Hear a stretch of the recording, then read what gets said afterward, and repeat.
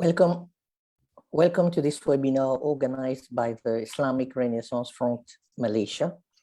Assalamu alaikum wa rahmatullahi wa barakatuhu. I'm Nageeb Gounjaria, Senior Research Fellow at the Islamic Renaissance Front, and I'm going to be the moderator for today's session. We have two panelists today, Dr. Olsi Jazexhi and Dr. Emir Hadzikadunic.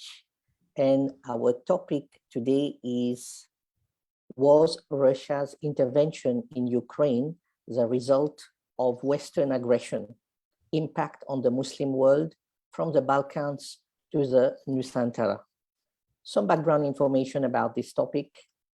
Ukraine was a cornerstone of the Soviet Union, the arch-rival of the United States during the Cold War. They share strong familial bonds that go back centuries. Kyiv, Ukraine's capital, is sometimes referred to as the mother of Russian cities. It was in Kyiv in the 8th and 9th centuries that Christianity was brought from Byzantium to the Slavic peoples.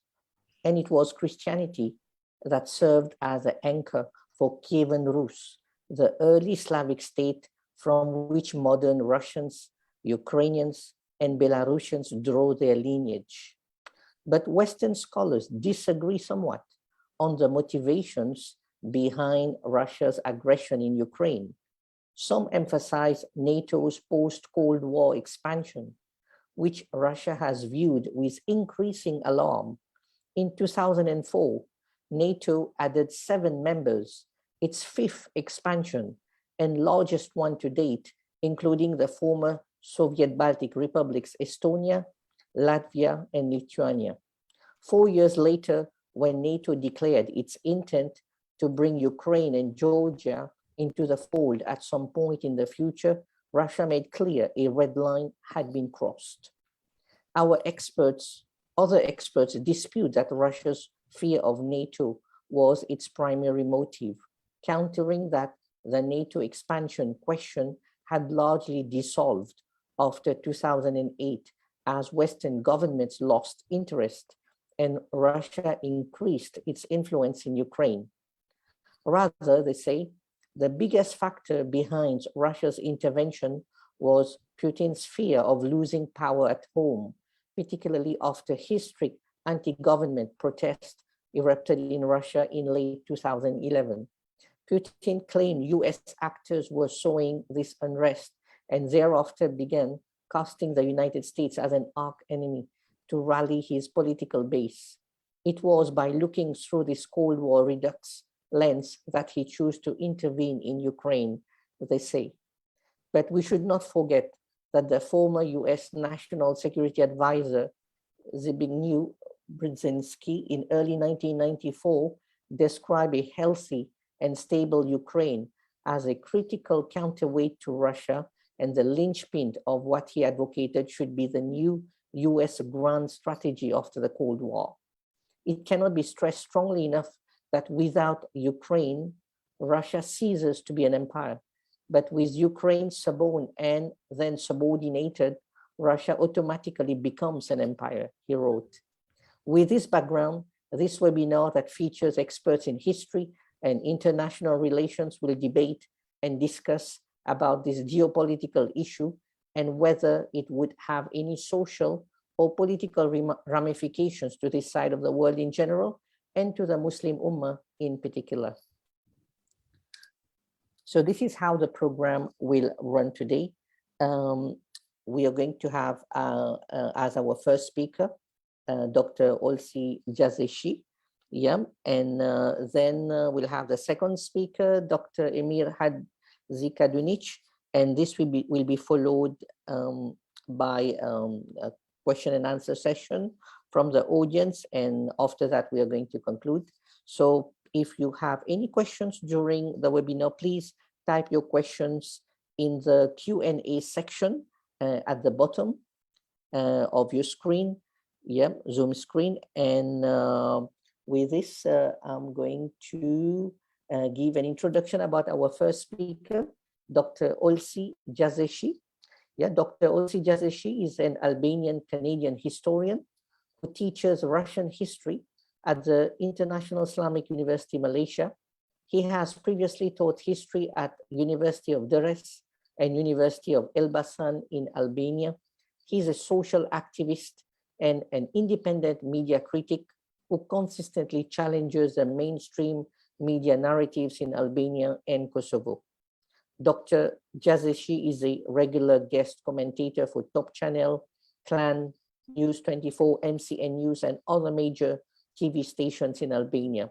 He has been interviewed by Press TV in Iran, TRT World in Turkey, CBC News in Canada about issues that are related to China and the Middle East.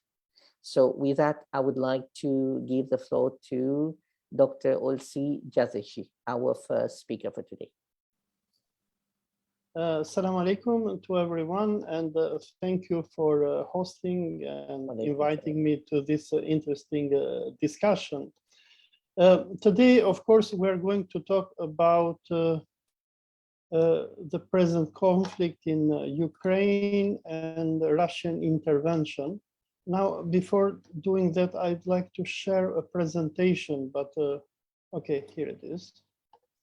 So before I share my presentation, I'd like to share a map of Russia with all our viewers so that we can have an idea about what we are talking.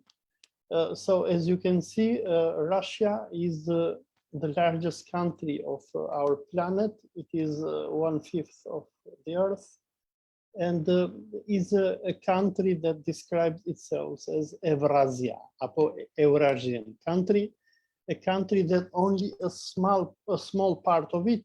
Can you see the mouse when I move it over the screen here? Yeah. So, which only a part of it lies in Europe and the rest of it lies in Asia. And it is geography which determines the behavior of Russia, a country which is a superpower, a military superpower. And this map, in a way, will show to us the importance of Ukraine for Russia.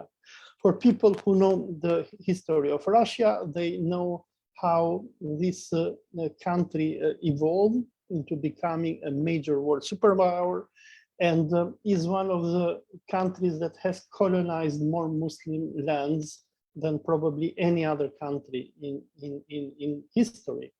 And at the same time, has been the major country which has defended Christian Orthodoxy since the evangelization of the Rus into the Byzantine Christianity.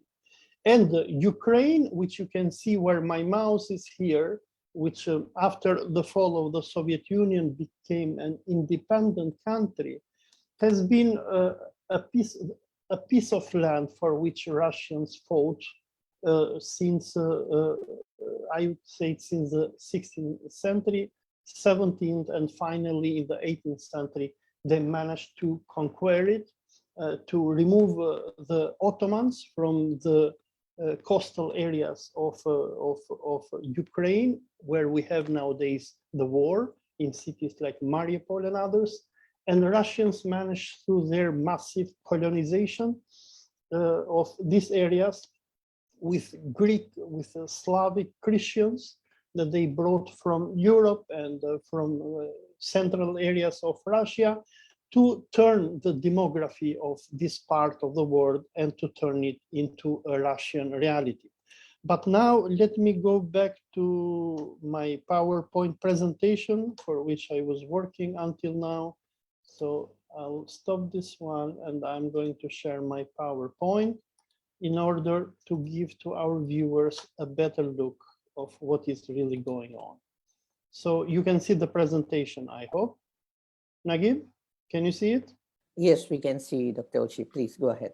All right. So when we talk about the Russian intervention in Ukraine, and as the title says, was it a result of the Western aggression?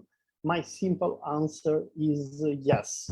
And for people who study history of the Soviet Union and of Russia after the fall of Soviet Union, this has been a history of conflict between the Anglo-American Empire, which is, I can put it an oceanic empire, the empire which rules the seas, and the Russian Empire, which historically have been the continental empire of Europe. The fight that we have today in Ukraine is not new. It is many centuries old.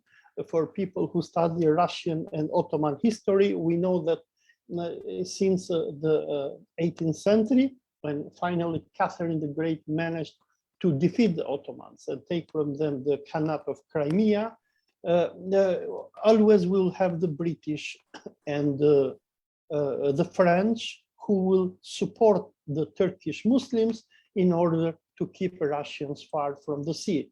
Historically, the war of the Russians in order to become a dominant power in Europe has been to come to the seas, because Russia is a continental power. It has the Arctic Ocean in the north, but this ocean is not easy to navigate. You cannot navigate during the winter.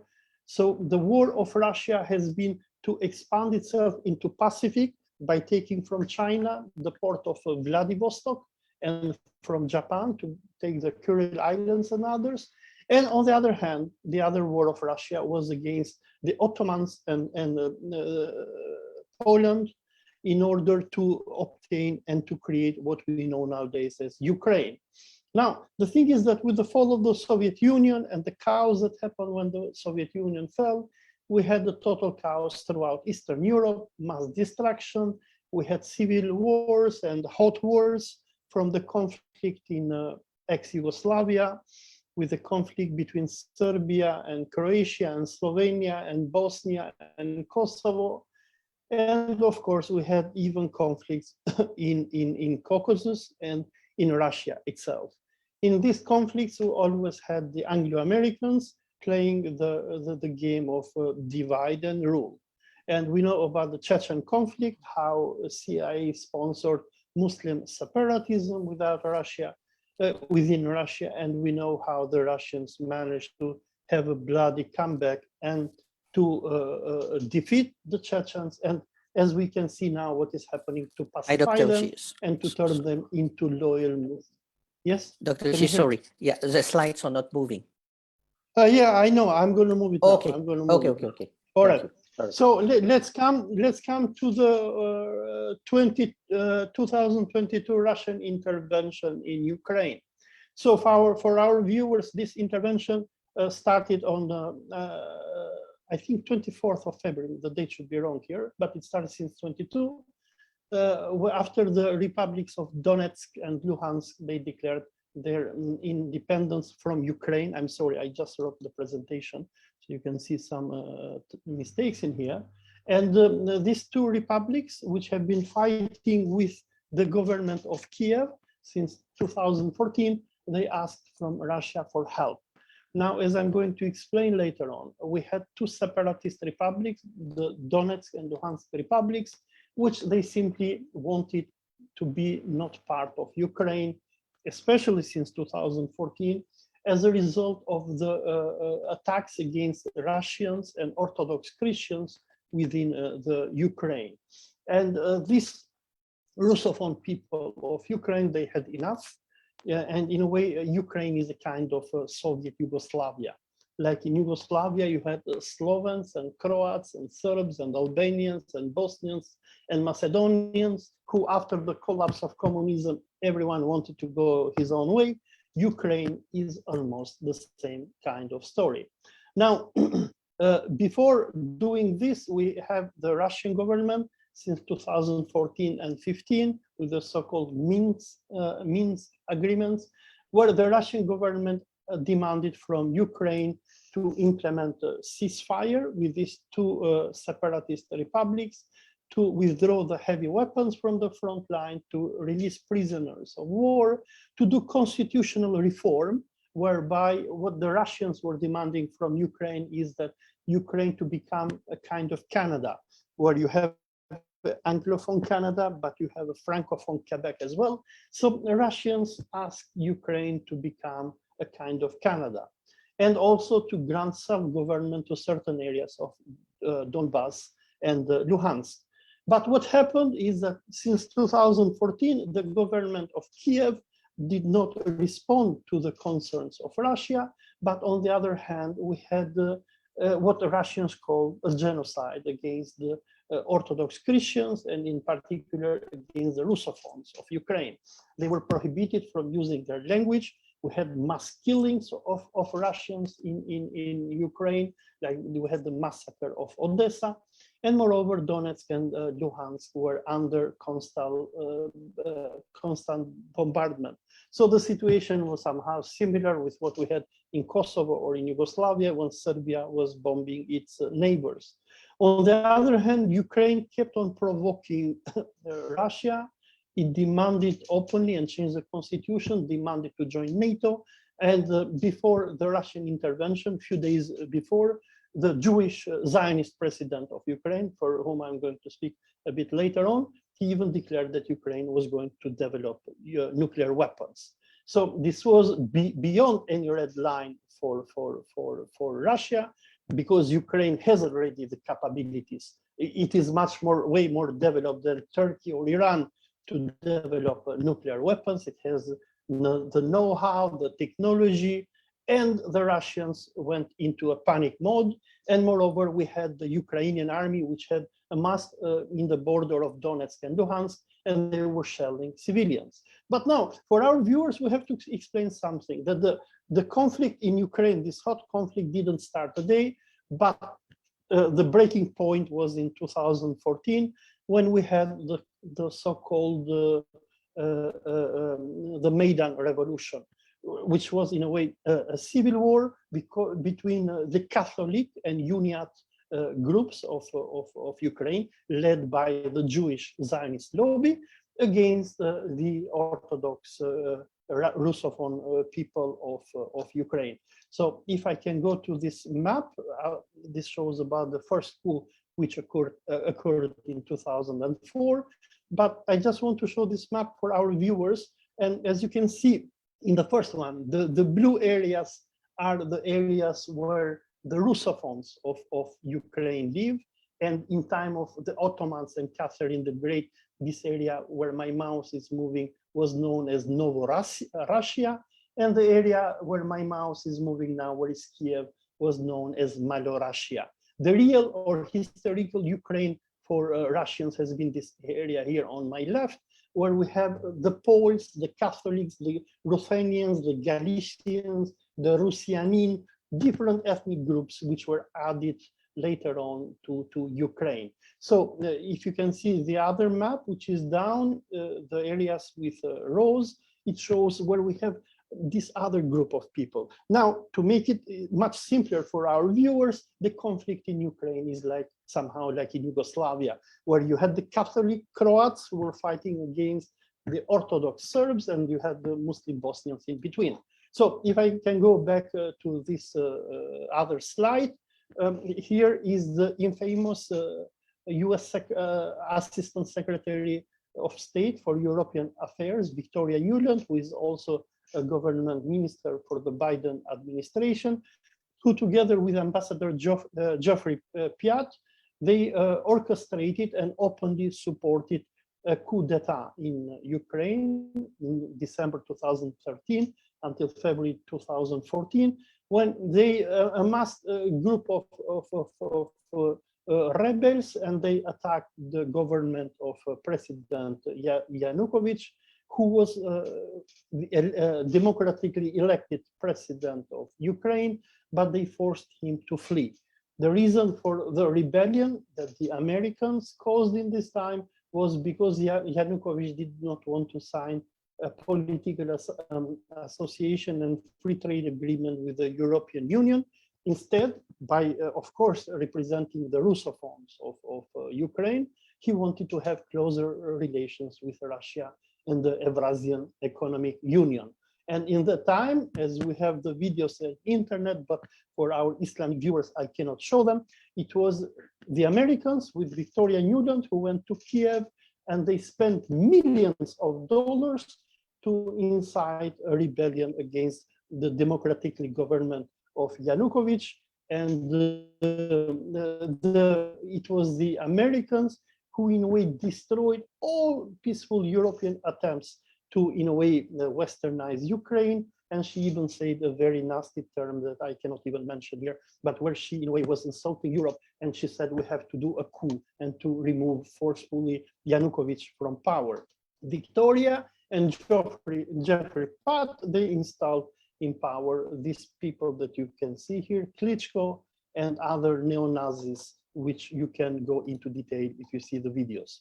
Now, what happened in 2014 was not the coup, first coup that happened in Ukraine. We had another coup which happened in 2004, when in the time, in November 2004, Viktor Yanukovych, who won the presidential elections as the representative of the Party of Regions candidate, he upset the Americans, who in return, they made a coup. It was the Americans, the Soros Foundation, who made the so-called Orange Revolution, and they forced Yanukovych to accept a rerun for the elections in December 2004, and when they brought to power Yanukovych as the new president of Ukraine. As many Western medias and even Soros Foundation has admitted, it was the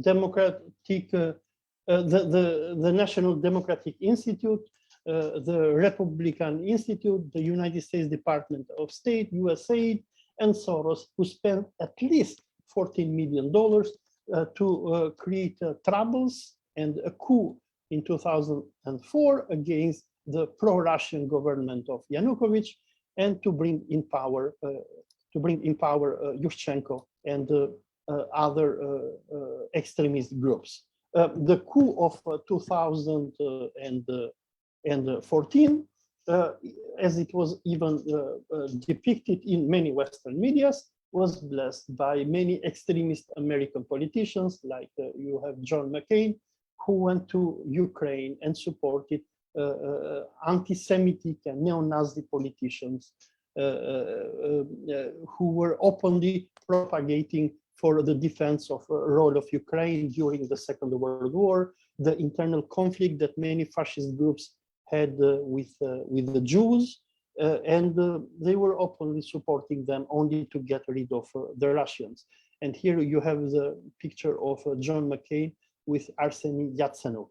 Now, the recent military intervention of Russia in Ukraine has in a way, upset the West in a way unimaginable, because as it was mentioned by Nageeb during the presentation, the geostrategical aim of the Americans since the time of the Soviet Union, but even after fall of it, has been to follow Lord Smyth's dictum, the first Secretary General of NATO, who used to say when NATO was created in the 1940s, that the aim of NATO is to keep the Americans in Europe, Germany down, and Russians out. Actually, what did the government of Vladimir Putin do with the Europeans for the last 2 decades was that Russia tried very much to integrate itself into the European Union. There were moments when Russia even offered to NATO to join NATO and to become part of the European security bloc, but they were always rejected. And on the other hand, by following the schemes of Brzezinski that you mentioned, the main aim of the Americans has been to, like Brzezinski said, to burn the borders of Russia, and in particular to take Ukraine from Russia, because Ukraine has historically been a contested land between what Huntington calls the dividing line of clash of civilization. I mean, Ukraine is a country like Yugoslavia, where you have the Catholics, you have the Orthodox, and you have the Muslims who belong to different civilizations.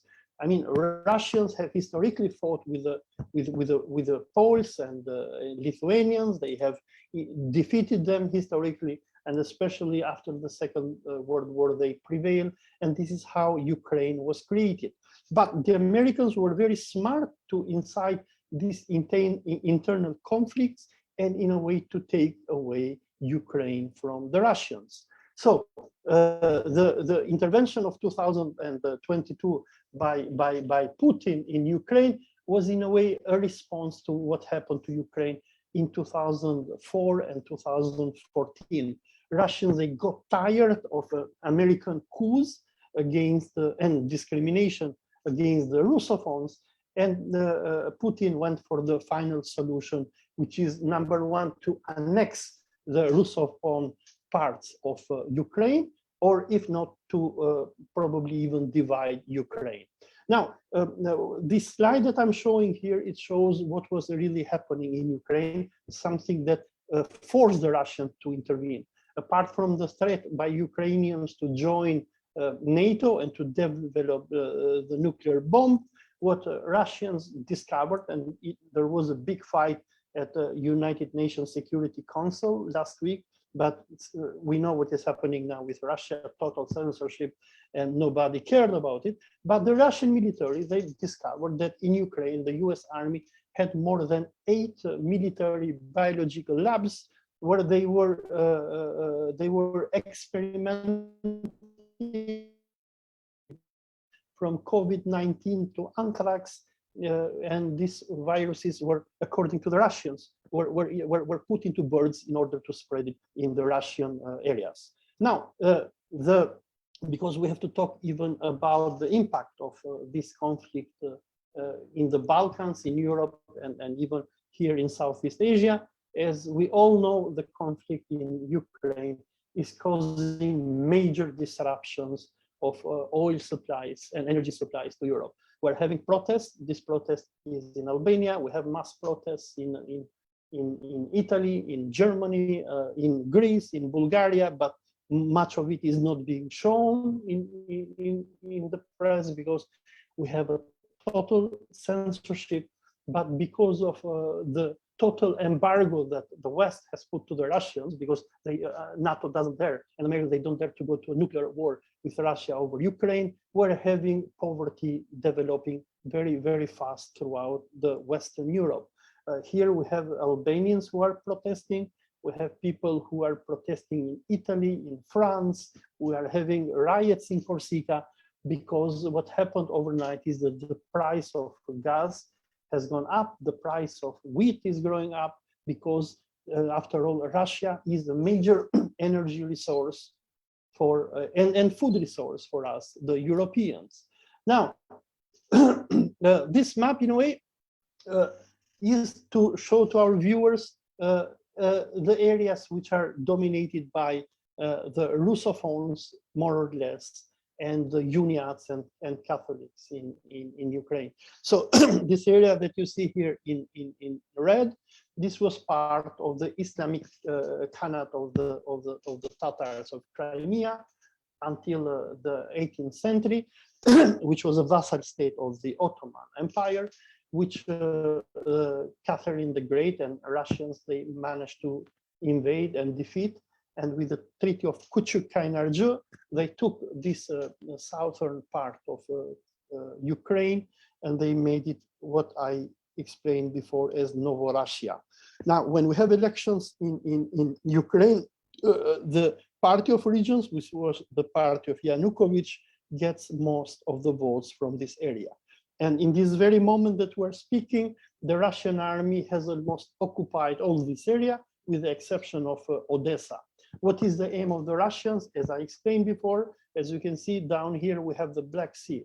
So the strategy of Russians is always to have a foot in a warm seas. And in 2014, they achieved one of their greatest successes in their history by getting bases in Syria. Now they are a Mediterranean power, but they do not want to lose their foot in the Black Sea. So as I see the situation standing right now is that Russians, their military intervention in what we might call Novorussia, they are probably thinking to separate this part in red from Ukraine to create independent republics like the example of Crimea or Abkhazia and Ossetia, and later on to unite them with Mother Russia. Now, something that is very interesting, I think, for our Islamic viewers is to explain the religious aspect of this conflict. As Patrick Kirill, who is the chief patriarch of the Russian Orthodoxy, and for people who know Christian Orthodoxy, the Russians claim that Moscow is the third Rome after Islam invaded Constantinople or Istanbul, and the Orthodox Christians were left without an empire and the state to defend Christianity. So according to Kirill, the view of the Orthodox Church is that Kiev is the Jerusalem of Russians. As it was mentioned in the presentation here, and for students who follow my Russian history courses, the Russian identity and their Christianization is related to the city of Kiev. And in a khutbah, or in a sermon that Patrick Kirill held on March the 6th, there is in Christian LGBT vice. Can you hear me, Nageeb? Hello? Yeah, it was breaking up a bit, but it's okay now. Yeah, so in a way, the war in Ukraine, apart from saving the Russophones and from stopping the NATO expansion towards the borders of Russia, is seen even as a war for fighting, for defending the Christian nature of Kiev and the Russophone areas of Ukraine against LGBT vice. So what is this LGBT vice has to do with it? Then it comes to the Zionist control over Ukraine. For people who read the Jewish medias, they are attacking Putin as an anti-Semite, and they are defending the Jewish president of Ukraine, Vladimir Zelensky. Why is that so? It is very complicated. Number one is because most of the Jews that we have nowadays in Israel, the so-called Israelis, they are not Yahudi, they are not Beni Israel of the Quran, they are not descendants of Hazreti Musa, but they are the Khazars. They were Turkic Slavic people who lived in the areas of Russia and Ukraine, who in the 8th century, they accepted Judaism as their religion. According to Ibn Fadlan, for people who have read the Rihla of Ibn Fadlan, who was the religious scholar that the Abbasid Caliph of Baghdad sent to Turkic Bulgars, for medieval Muslim historians, the Khazars, they were the Yajuj wa Majuj. It is this group of people who make 80% of what we know nowadays as Israelis, and these are the white Jews of Europe, who they are not Beni Israel, but they are converts into Judaism. Now, historically, Russia and Central Europe has been a place of clash between Christianity and the surviving Jews of Khazaria. So we had many pogroms, and then we will culminate with the Holocaust by Hitler, who will always target this group of people who will be attacked for so many kinds of reasons. Now, after the creation of the State of Israel, we had people who ruled today Israel. There are people who come from Ukraine, Poland, and Russia. People like Ariel Sharon, who is a Belarusian, Benjamin Netanyahu, or Shimon Peres, who are Poles, Zelensky or Golda Meir, who are Ukrainians, and even Antony Blinken, the Secretary of State of the United States, is an Ashkenazi Jew from Ukraine. And now, when Zelensky was elected as a president of Ukraine, and his prime minister was also Jew, if you could see, the Jewish press was full with articles saying Ukraine, the first country outside Israel with Jewish president and prime minister. So in many Jewish circles, the idea was that Ukraine is going to become a second Israel. Last May, when Israel was bombing Gaza, Zelensky was praying for the criminal IDF, which was massacring Muslims. And if you see, okay, I didn't include that. No, it is here, but yeah, the second picture, we have Jewish rabbis who pray for Zelensky, and they explain to their Jews that we came from Ukraine. So, you know, in a way, the conflict in Ukraine, we can describe it as a conflict between Christianity and Zionism. And people like Soros, who have organized the coup d'etat, since taking power in Ukraine with their puppets, they have pushed the LGBT and anti-Christian agenda.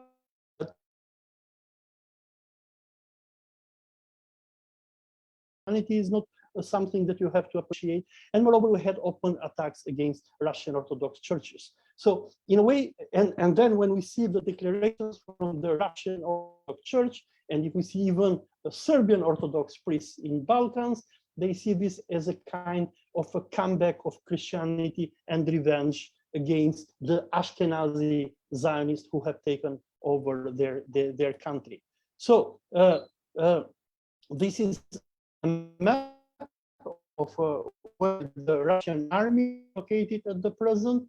And this area here in red is what I was describing as the Novorussia. And I think today Mariupol, which was a major city in the Azov Sea, has already fallen. And for people who see videos from Ukraine, we have even many Islamic fighters from Chechnya who are fighting for Mother Russia, their home country now. And they are liberating Novorussia, because it seems that in a way Putin was smart enough to co-opt the Chechen Muslims and to convince them that we're fighting a war against the degeneracy that people like Soros and others brought. So the conflict is very interesting. We have a geopolitical interest of two great empires. One is Anglo-American empire, and on the other is the Russian Empire. We have a religious conflict between the control of the Zionists like Soros, Antony Blinken, Zelensky of Ukraine, a country where 70% of the population is Orthodox Christians. And on the other hand, we have the Orthodox Russians who say, this is our Jerusalem and we have to liberate it. So the conflict is very interesting, but in a conclusion for our Muslim viewers, I would say that we Muslims shouldn't be very much worried about what is happening in Ukraine, because my fear as historian was that after coming of Biden to power, the Americans could have been pushed by Israel to bomb Ankara or Tehran, but alhamdulillah, now they are fighting in Europe. So maybe this is some time for relax for the Muslim Ummah. This is, in a few words, my presentation. Thank you, Dr. Olsi, for this interesting presentation. So now I'm going to introduce our second speaker for today, Dr. Emir Hadzikadunic. Okay, he was ambassador of Bosnia and Herzegovina to Malaysia. He holds a PhD in international relations from the International University of Sarajevo. His extensive experience in international relations and foreign policy includes professional service as ambassador of Bosnia and Herzegovina to the Islamic Republic of Iran from 2010 to 2013, and Malaysia 2016 to ongoing. Lecturing, he's also lecturing and guest lecturing at the International University of Sarajevo and other universities in Southeast Europe, Malaysia, and Singapore.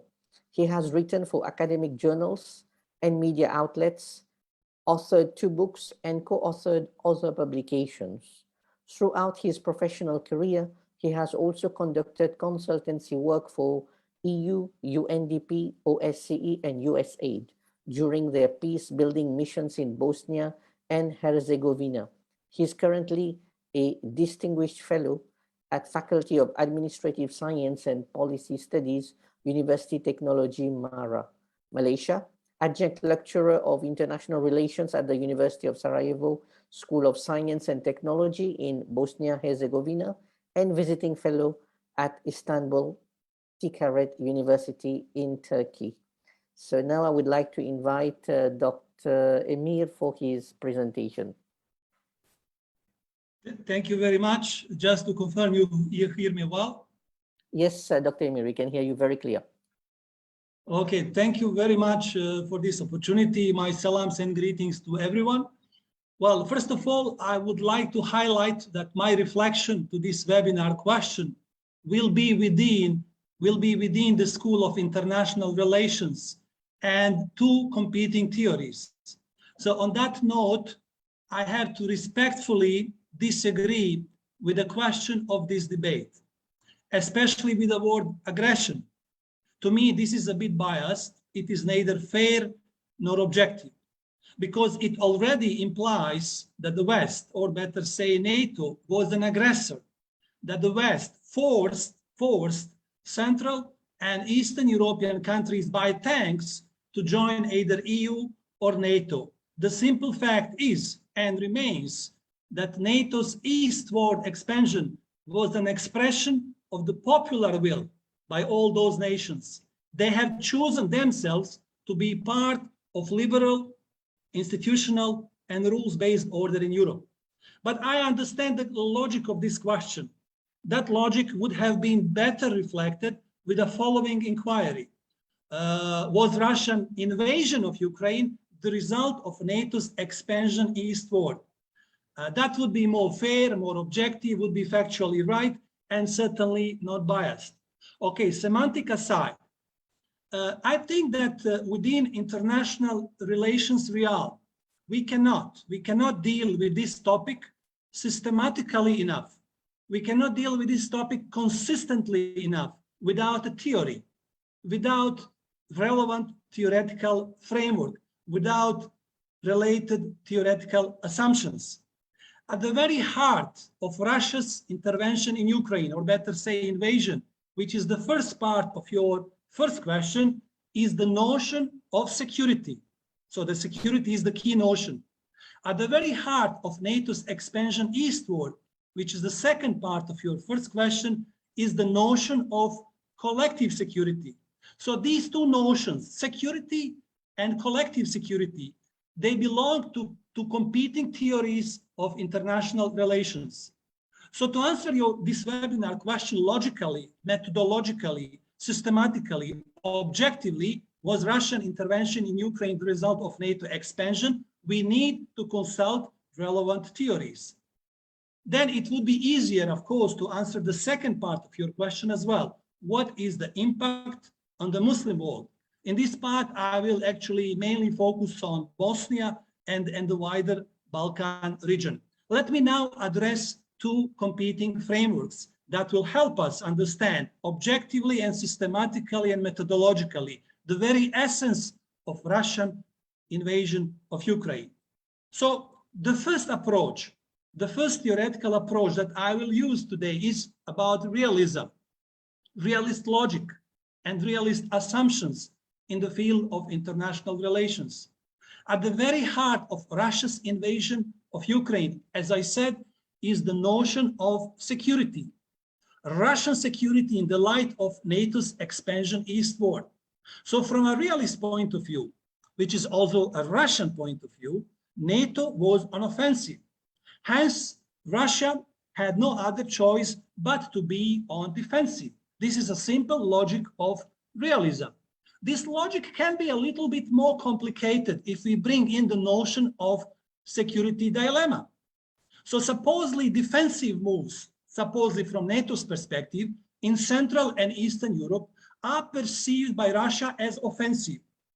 As a reaction, supposedly defensive moves by Russia in their eyes to increase their own security along its periphery are perceived by US and NATO as offensive, compelling again countervailing actions. So these actions include, for example, US military presence in the Baltics and elsewhere along NATO's eastern border, including the expansion into southeastern Europe. So this measure by NATO again provoke reactive steps from Moscow, such as rising nuclear alert or taking aggressive positions toward other states, not necessarily in its immediate neighborhood. For example, Russia fanned the flames of internal crisis in the Balkan region as well, which is far beyond its immediate neighborhood. For example, in Montenegro, 2015, 2016, Republic of Northern Macedonia, 2017, 2018, or Bosnia and Herzegovina for the whole decade. So Russia, for example, launched joint military exercise with Serbia in 2021, in 2019 as well, to coincide with the Defender Europe drills by NATO being held in neighboring Balkan countries. So you see a lot of security dilemma around.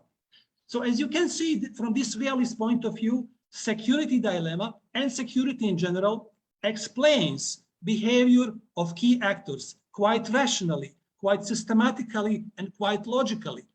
It assumes survival in the international system.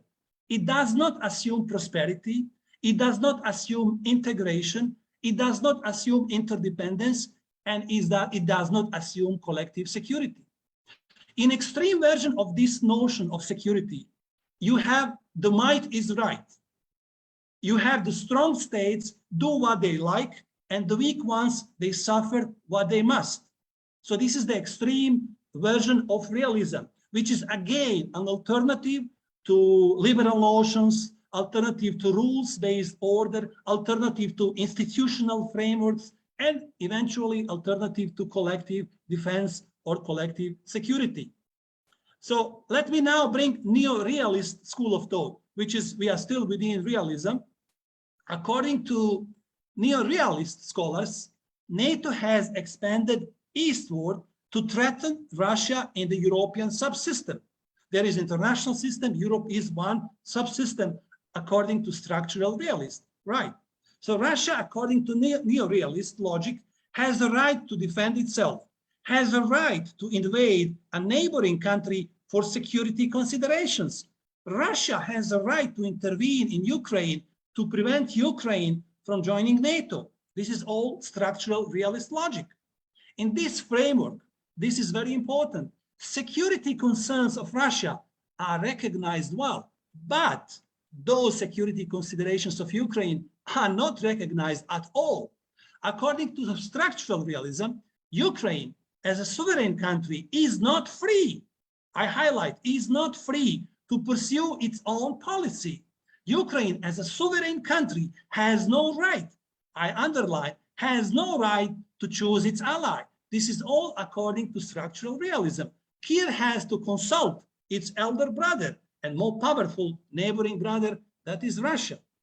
So Ukraine, for that matter, or for that matter, Central and Eastern European countries should recognize their second-class status in the community of nations and accept their geopolitical role as neutral buffer at the edge of Russian great power, which is one option, or living within a zone of Russian sphere of influence, which is their second option. So weaker states in this structural realism, in this neo-realism, in realism in general, have no choice. They have no rights to choose. Rights and freedoms of people of Ukraine are irrelevant in this case. They are deprived of any agency. Ukraine has no agency for that matter. So for hardcore realists today, such as John Mearsheimer from the University of Chicago, these rights and these freedoms are liberal delusions. This is structural realism logic. So what does it tell us?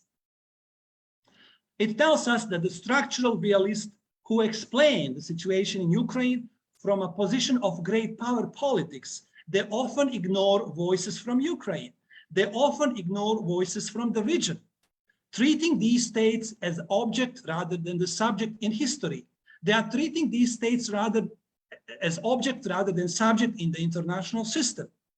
Remember, these are all well-founded assumptions from the most influential, intellectually most powerful realist scholars in the West, in the United States of America, generally speaking. They have been telling their story from University of Chicago, University of Harvard, all over the US. They have been telling this story for the last 8 years, since Russian occupation of Crimea. Now, you have many other intellectuals from other orientations, even opposite ones, from all over the world, who defend Russia's position from the realist perspective, even though they hate realism, they hate great power politics, but still they defend Russian position from the logic of realism because they find strong reasoning over there. To sum up this school, to sum up this realist notion, Mearsheimer and other realist scholars generally raise three interrelated assumptions. Their first assumption goes as follows. As America's primacy gradually declines with the rise of China, its grand strategy, US grand strategy of liberal hegemony in Europe, and this is the term coined by structural realists, liberal hegemony, should also dissolve, including its institutional lack of collective security in Europe, to which the US has given too much and received too little in return, according to them. The US, their argument goes, should gradually reduce its military presence in Europe and turn NATO over to Europeans, and turn European security to Europeans, and then focus on East Asia, which is the prime dilemma and prime threat for the US. The second assumption from neo-realist school it goes as follows. A Euro-Atlantic liberal order generated more problems than solutions in the post-Cold War period. NATO expansion beyond the Iron Curtain, NATO expansion eastward poisoned relations with Russia and provoked unnecessary tensions in Georgia 2008 and then Ukraine 2014 and 2022. And their third assumption is that Russia is not a big threat to European security, as it is generally portrayed or perceived in the US and across the Europe. For that matter, even though these professors are 99% from the US, Moscow, according to them, is driven more by defensive aims, or so at least the Moscow claims. So balancing between Russia and European states on one hand and restrain US foreign policy on the other hand is a better way forward for everyone, according to neo-realist scholars. So if we are to assume this logic is correct, this logic is right, then those who still prefer liberal, institutional, rules-based order are wrong. My question is, are they wrong? And while this question is in the air, let me deal with opposing theory, which is liberalism, just to be, again, methodological, systematic, and objective.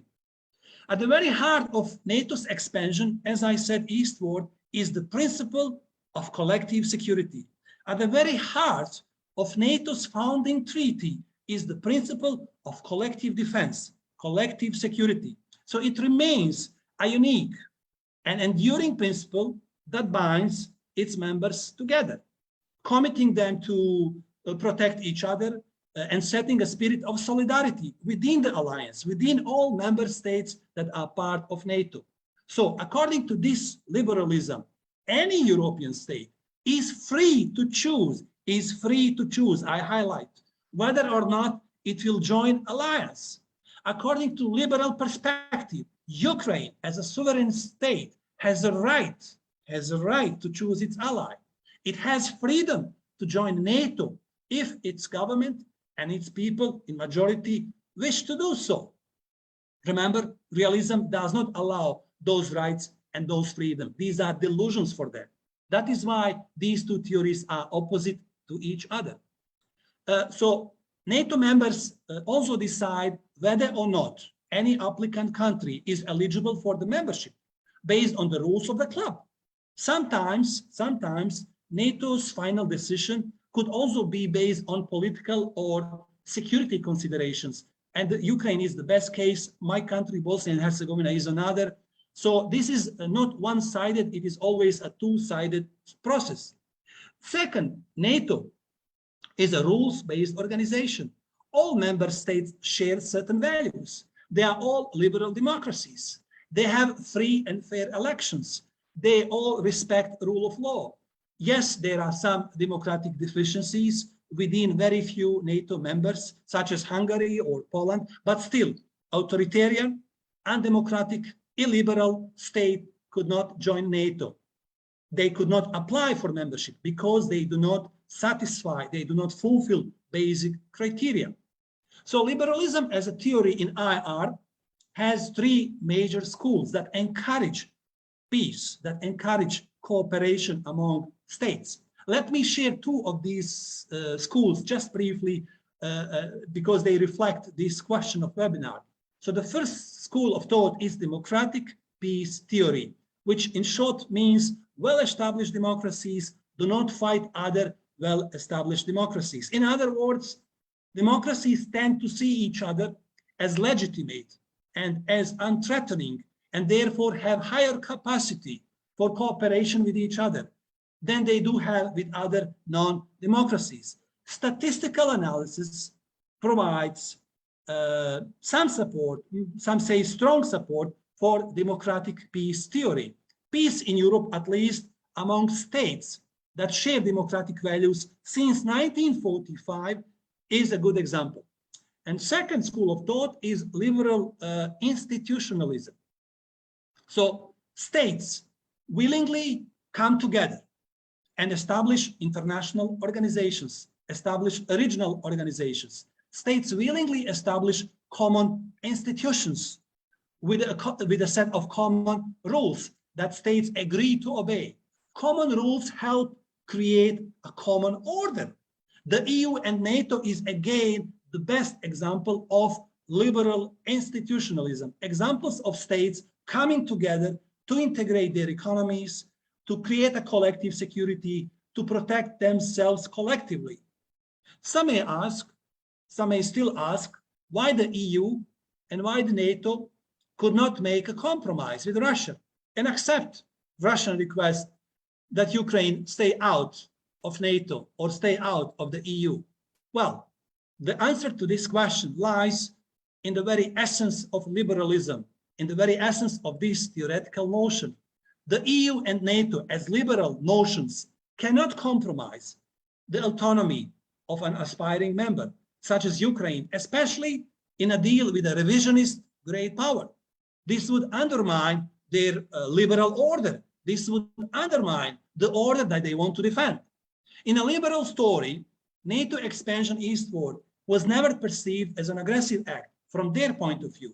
It was never supposed to threaten Russia, again, from their point of view. It was about economic prosperity of all member states.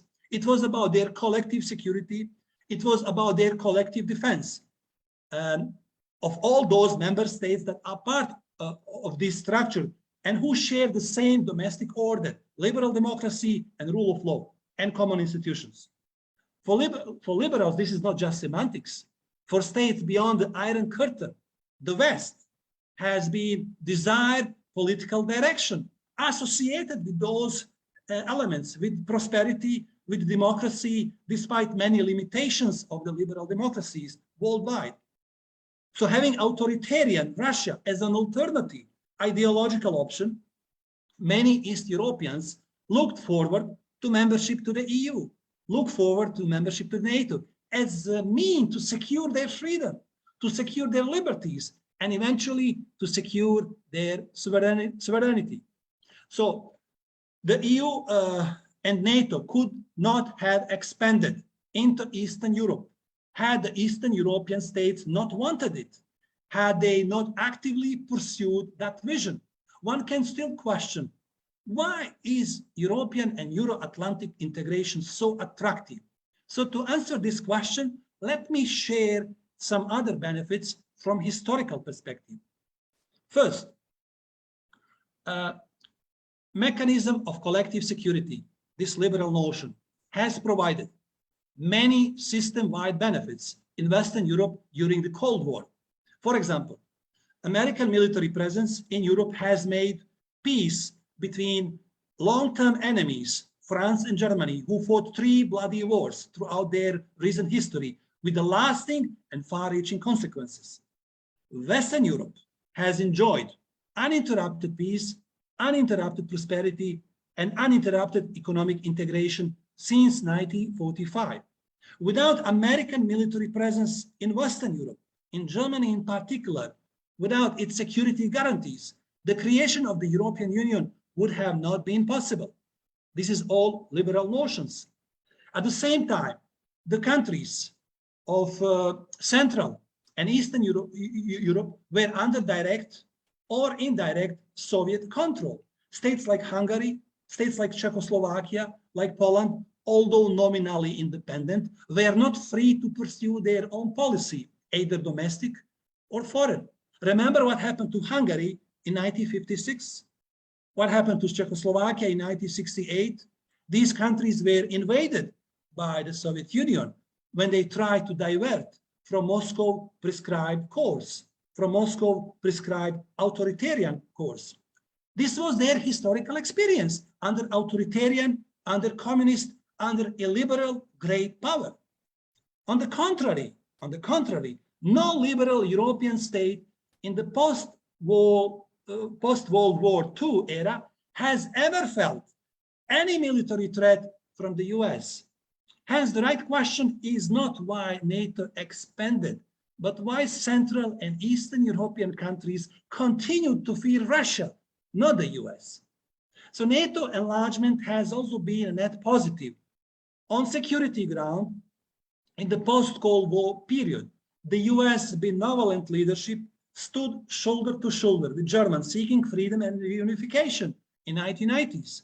New members of the EU and NATO have also enjoyed peace and stability for the past 30 years. All members enjoyed peace and stability and prosperity for the past 30 years. Their economies have largely prospered and their political systems have largely liberalized, despite recent authoritarian tendencies, as I said, in Hungary and Poland.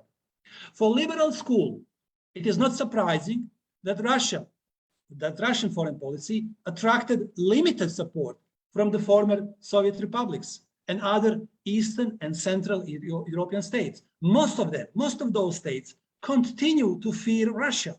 Unlike their attraction with the liberal world, generally the West, their anxiety toward Moscow can be explained from their shared national memory of what can happen under the rule of authoritarian hegemon, illiberal hegemon.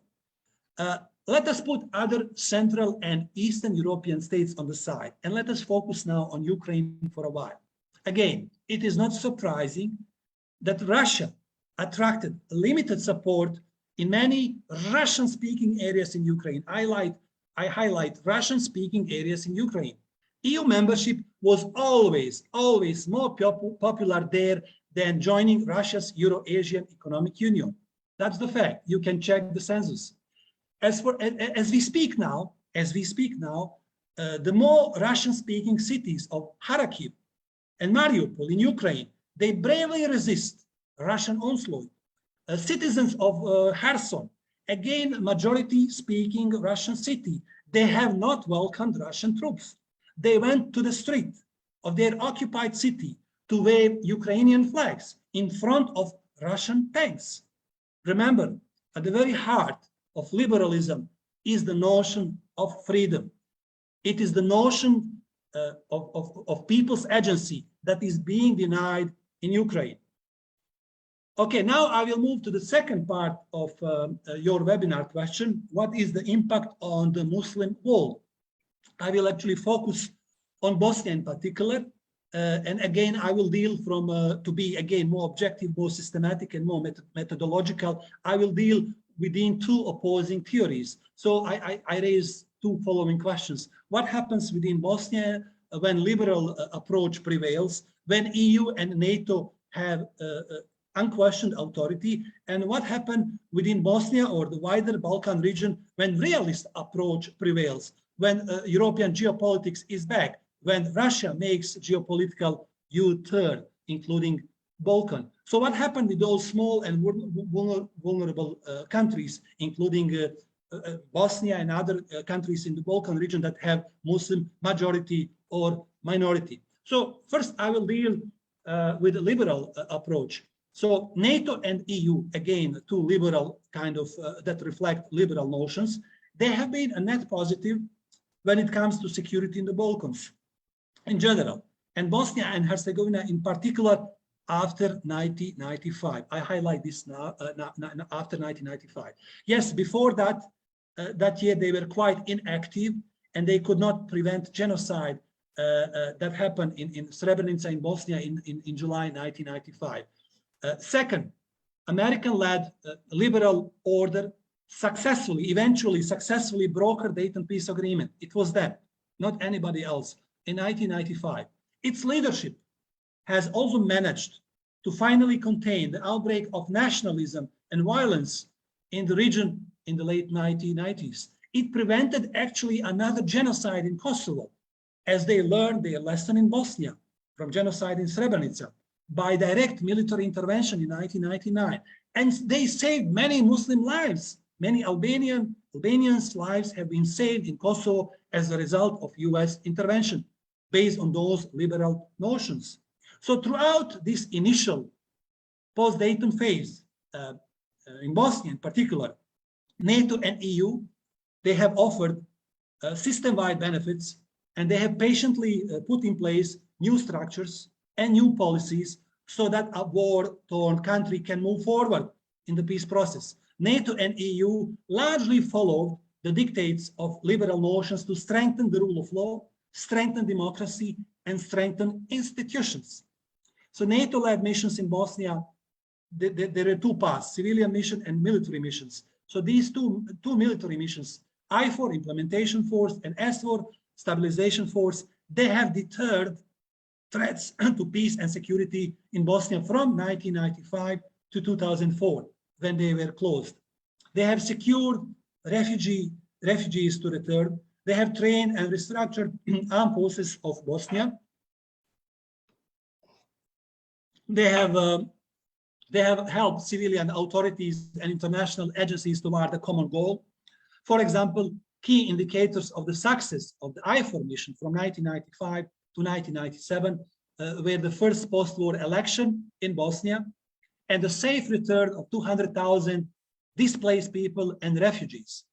By the end of SFOR mission in 2004, a single Ministry of Defense, a single chain of command, and unified armed forces of Bosnia and Herzegovina were established from three opposing armed forces that fiercely fought each other in early 1990s.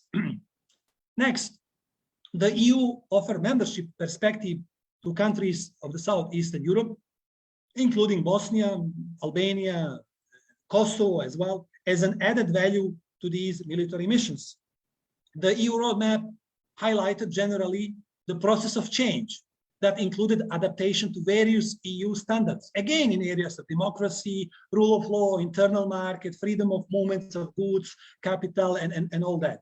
Through this EU leverage, reforms in Bosnia's key sector that were underway in judiciary, in economy, in border security, in public broadcasting, just to name a few, resulted in the formation of new state institutions that increased stability, that strengthened rule of law, that strengthened transparency and a free market. Bosnia as a state after the bloody war has strengthened a weak state government from 3 ministries in 1996 after the Dayton Peace Agreement to more functional cabinet of 10 ministries in 2003.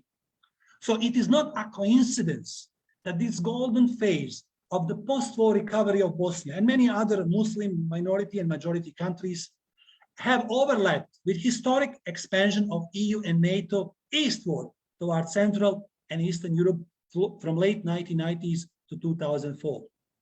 This liberal unipolarity, if we can call it that way, within Europe and enthusiasm for integration helped motivate local Bosnian constituencies, Bosnian Serbs, Bosnian Croats, and Bosnian Muslims to accept conditions for peace set out by the Dayton Peace Agreement. For example, Dragan Čavić, he was a then president of a Bosnian Serb majority entity. He made, for example, a public apology for Srebrenica genocide in 2004, calling it the black page in Serbian history. This is what he said in 2004. Well, the language today is different, and I will explain you why.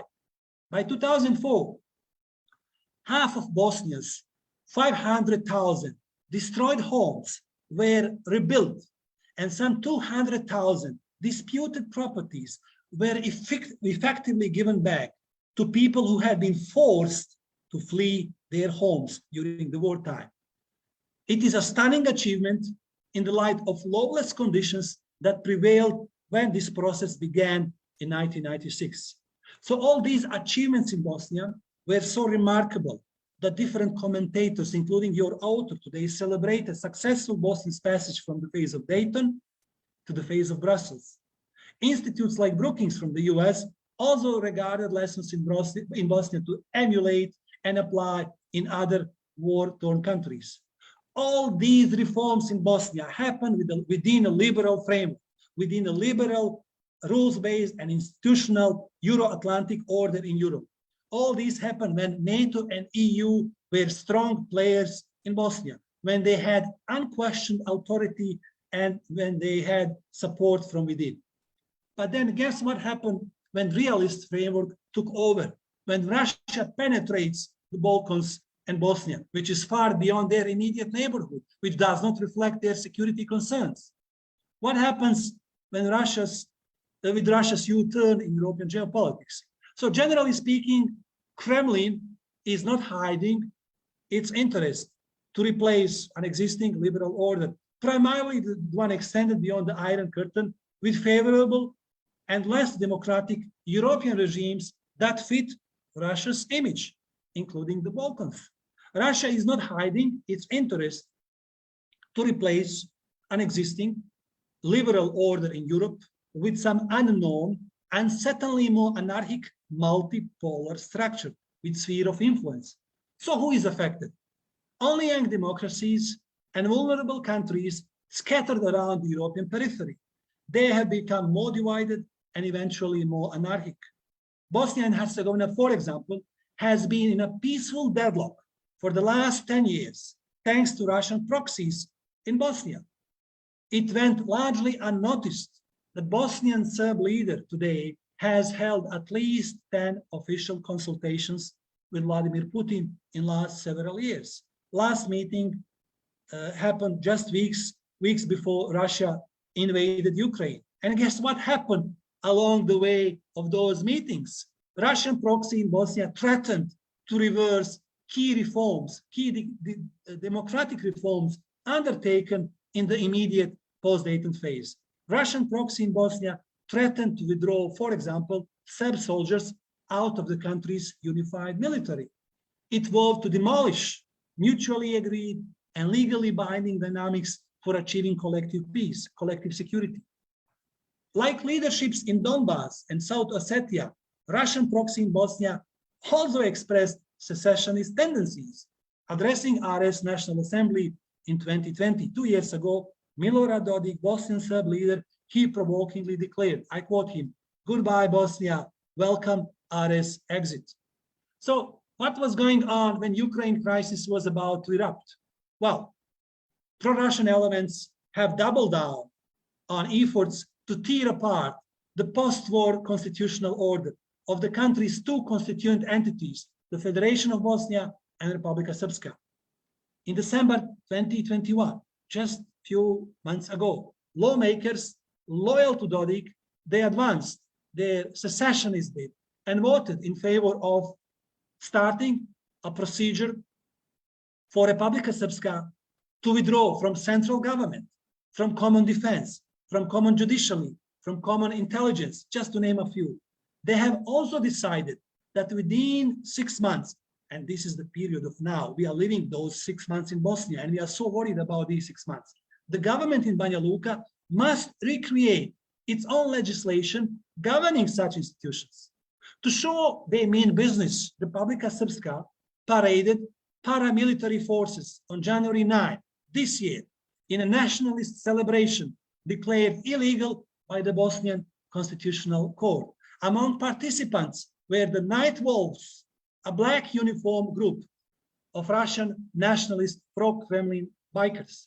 On February 10, the last month, Republika Srpska National Assembly adopted the draft version of the law to create a separate judicial system from the rest of the state. So regarding his future plans, Milorad Dodik said he won't be daunted by opposition from the West, from the liberal world, suggesting that Moscow will help if the West imposes sanctions. He is the guy who praised realism, by the way, and all those realist notions. And this is the result of realism in Bosnia. In conclusion, it appears from my talk today that strong American liberal leadership in Europe and effective EU agenda in the Balkans are major factors of stability, not only in my country, but major factors of stability in the Southeastern Europe. They are still, in other words, their withdrawal could constitute a rapid change that could trigger a conflict breaking out. So should they leave Bosnia altogether, NATO and EU, I mean, they are still present, which is less probable, other extra-regional actors will be invited to fill the vacuum, in which case power relations would inevitably become a subject to reconfiguration, and different visions for both Bosnia and Southeastern Europe would have to emerge. I'm talking about those states that have not been integrated yet to the NATO and the EU. And I will finally end my talk with a prayer of Bosnian Grand Mufti Hussein Efendi Kavazovic. This is what he said in his recent Friday ceremony, and I quote him: "We pray to God Almighty that he protects the people of Ukraine who are victims of oppression and injustice. It was indeed an extraordinary moment in the history of Friday prayers in Bosnia. This moment, more than anything else, tells the story on which side Bosnian Muslims are. The reasons for such a choice are quite obvious." I thank you for your attention. Thank you very much, Dr. Emir, for this very informative and energetic presentation. So before, I take questions from the audience. Well, if Dr. Olsi would like to respond to some of the points made by Dr. Emir, please do so. Mm-hmm. Yes, I like the presentation of Dr. Emir, even though it was mainly from a theoretical point of view. Anyhow, I just wanted to make a few historical clarifications. I mean,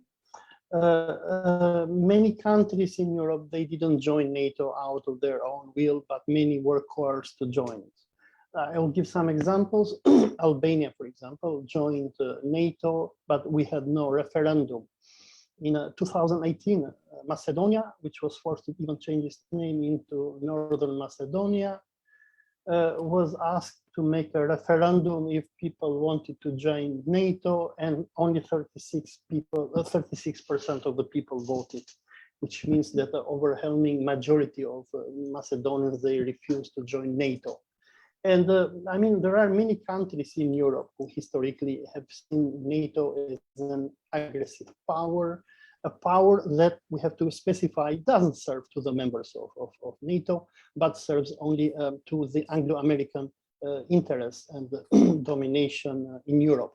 An example, we have Turkey, one of the oldest members of NATO, who in 2012, when it was attacked by Syria, the poor Turks, they invoked the 5th article of NATO, but NATO didn't come to the help of Turkey. So for people who want to see the history based on facts, they know that NATO serves to the Anglo-American domination of Europe and not to a common security. We had a clear example of what happened to Turkey. Turkey was attacked by Syria, and the Americans told to them, you know what, we don't care what happens to you. We are here only to serve to our own interests.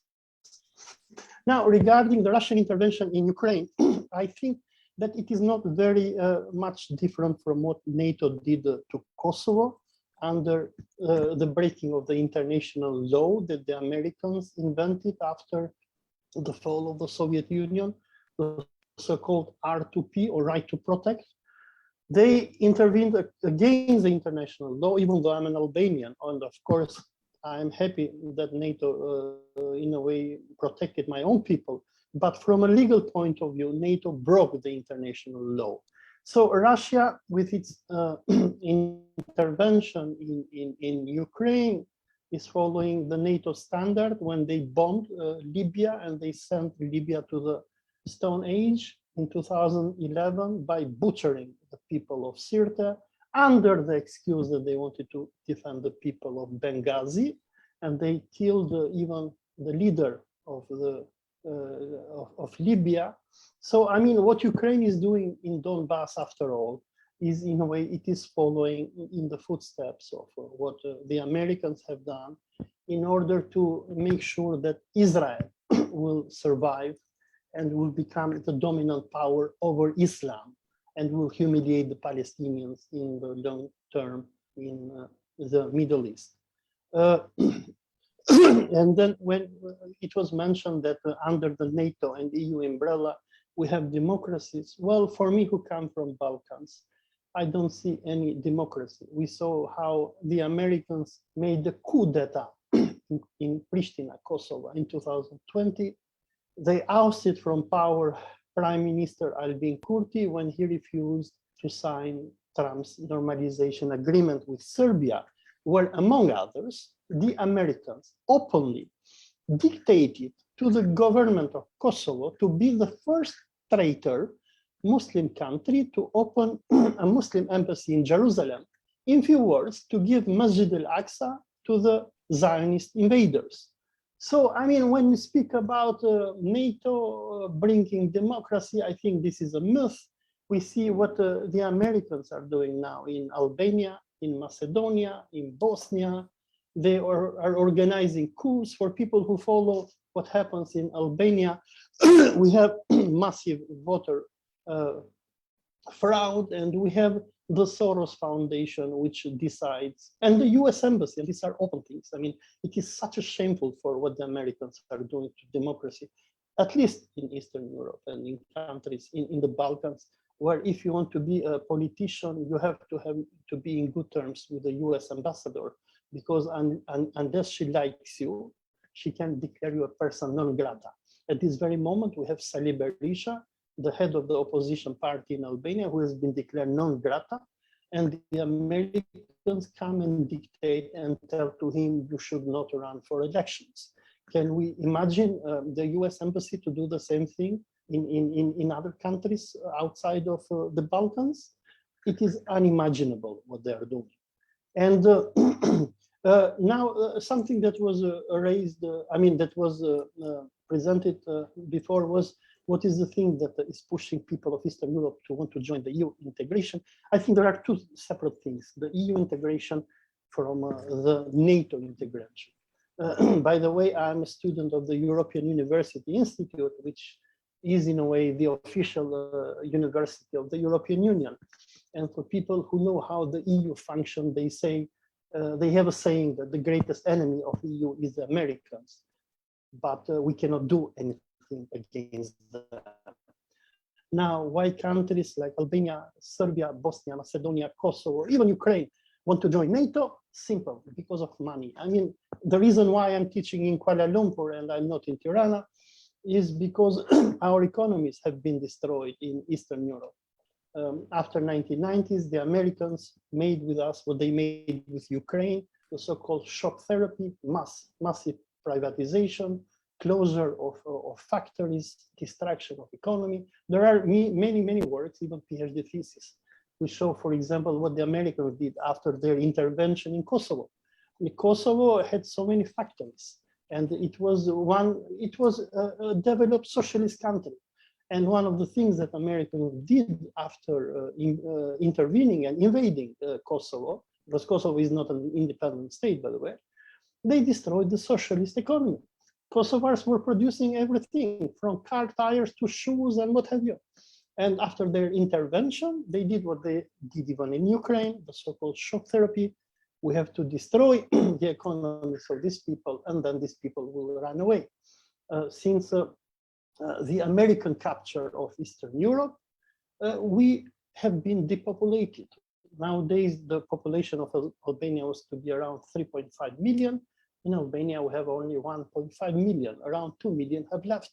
And not only us, but all people of Eastern Europe. You start from Ukraine to Serbia, you'll find us in Germany, in Italy, in United Kingdom, in Canada, in United States, because what the Americans did is they made an economic devastation of Eastern Europe.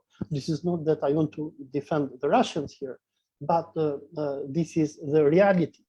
And the problem is that Americans, especially since the fall of communism, have in a way subdued Europe. We had many European politicians in the early 2000s, the example of Romano Prodi in Italy, who wanted to remove the US bases from Aviano, because many Europeans, they do not want to take part in NATO's wars against Russia, Ukraine, and whatever. And what happened when Prodi wanted to remove the American bases from Italy. The US ambassador went and blackmailed him and showed him the surrender agreement that Italy has with the United States since the Second World War. The same thing happens with Germany. Poor Germany today is the cow which is being milked by the Anglo-Americans to pay for the wars that Israel, United States does in the Middle East, in Syria, in Iraq, in Ukraine. We have millions of Syrians. So after the Americans and the proxies that they sponsored destroyed Syria, Iraq, and Libya, and Afghanistan, who have ended up in Germany. It is poor Germany who is paying the bill and who is now going to host probably even like 2, maybe even 5 million Ukrainians. And one of the reasons why many Ukrainians are leaving Ukraine in this moment and going toward Germany, it is not because of Putin. It is because finally they can get a residency permit in Germany, so they can escape from poverty. I have lived in Europe for many years, and I know how poor Ukrainians are since the fall of Soviet Union, a country which was very prosperous during time of Soviet Union. They were producing from the Antonov to even many rockets, and the major steel industry of Soviet Union was in Ukraine. What they did is that they destroyed Eastern Europe under the name of liberalism, but this liberal order is anti-Islamic and anti-Christian. I mean, they promote homosexuality, they destroy religion for people who study the situation of Muslim communities in the Balkans. Let's start from Macedonia to Kosovo to Albania. I mean, they are not allowing even Muslims to profess their religion. They made huge war when Kosovo was created as a state, not to allow Islam to become part of the constitution of Kosovo. So they are slowly but surely raising the Islamic identity of Muslims, but even of Christians. I mean, we see what the games that they're doing against the Orthodox Church. The thing is that I believe that the so-called liberal order is a myth. As a historian, I pretend better to analyze the facts. And something that is very important is that there is a rising Americanophobia throughout Europe.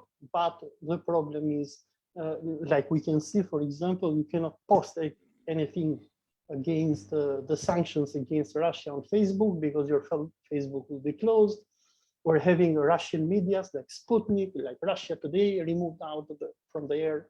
And on the other hand, for us coming from the Muslim background and Muslim world, we know what NATO did to Libya, to Afghanistan, what Americans, including even Ukrainians and Poles who joined them, what they made to Iraqis. They destroyed the Islamic civilization in the Middle East.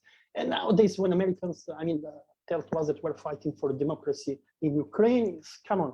I mean, if we compare the facts, what Russians are doing in Donbass is exactly what Americans did in Kosovo. They went to so-called protect us, the Kosovars, Albanian Muslims, not because they love Allah and Muhammad, but because of their geopolitical calculations. Thank you. Thank you, Dr. Olsi. Yeah, Dr. Emir, yes, please. Yeah, please go ahead. Yeah, share your perspective on this. Well, I agree that Americans are not always good guys. They are occasionally bad guys as well, and no question about this. But the fact remains that all these countries in Central and Eastern Europe are not attracted to join Russia, but they are attracted to join the US. This is one. I just shared with you some latest data on support in some of these countries to join NATO. So this is the data, PEV Research Center data shows that Eastern European members generally see the NATO favorably.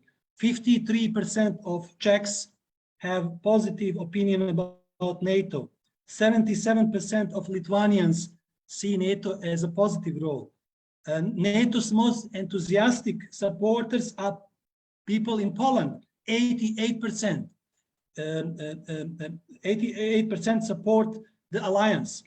53% of Ukrainians, they view NATO favorably as well, compared to 23% who view it negatively in this census. In my country, Bosnia, support is above 50%, and I'm sure in all other Balkan region countries, including Albania and Kosovo. When I was in Albania the last year, I have seen only two flags there, Albanian and the US flag. Almost every house on the Albanian coast have two flags, US flag and American flag. And my colleague, Dr. Olsi, can confirm this one. No, Dr. Emir, you are right. Most of drug dealers, because they want to scare off the police, they usually put the American flag. Even our corrupt politicians, because they I don't know. I don't know who they are. I don't know who they are, but I see use, every they use the US flag as a kind of haimali, you know, the nuska. When you write Quran and you put in your pocket to defend you from shaitan, they use it in the same way in the Balkans. Maybe, but this was on the massive scale. I saw it in poor houses and big houses as well. And my final point is on Germany. It is a historic fact that Germany would not have been reunited without support from the US. You know who was against reunification? UK and France. And who insisted that this finally eventually happened? It was the US liberal leadership. And Dr. Olsi also mentioned that poor Germans are like paying something. You forget to tell the Germans have been paying less than 2% of agreed defense budget for their defense. So it is not them who is paying for their security, not Germans. These are tens of billions of US dollars. It is Americans, taxpayers, who are paying to protect Germany or to protect Europe. So Germany has been able to save a lot of money to think about economy because it was not paying 2% that has been agreed upon. They paid much less, 1.2, 1.3, 1.4. It was a little bit rising. And now, as a result of this intervention in Ukraine, they finally decide to pay 2%, which is around 100 billion German, 100 billion euros. So Germany, you can imagine how many billions, hundreds of billions Germany has saved from early 90s till this point in these 30 years by not paying for security, by relying on American taxpayers. So this is another fact that I wanted to share. Thank you. Thank you, Dr. Emir. Yeah, Dr. Olsi, do you have any last words on this before I move on to take questions from the audience?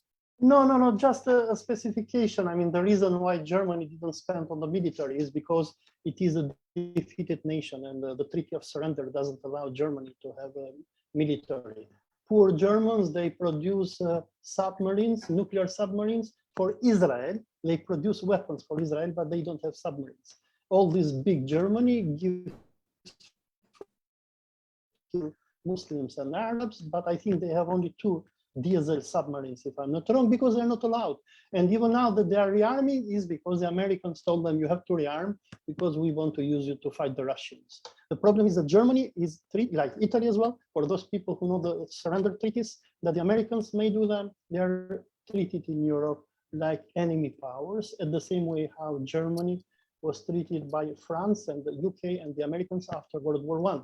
They are a defeated power. And the reason why Mama Merkel says we will receive 1 million Syrians and now they will probably receive 2 to 4 million Ukrainians is because they have to pay for what Israelis and Anglo-Americans do in the world. It is a defeated country. It's not a free country, Germany. We have to clarify. Thank you, Dr. Olsi. Yeah, so now let me take some questions from the audience. So who is this big bad guy responsible for this Ukraine-Russian conflict? Yeah, so far, is it Russia? Is it NATO? Is it EU? Is it the US? Is it the Zionists? Okay, so as we move on with this debate, yep, so let's take some questions from the audience here. So we have one question from Chi Kyung Tan, and this question is for Dr. Olsi.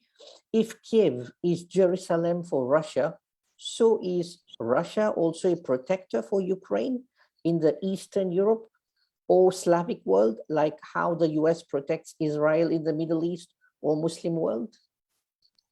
Yes, Russia perceives Ukraine as its own sphere of influence, and it is moreover its culture. I mean, like we Muslims see Jerusalem as part of our civilization, and we do not feel good when we see Israelis violating the Muslims in Jerusalem. Russians feel the same.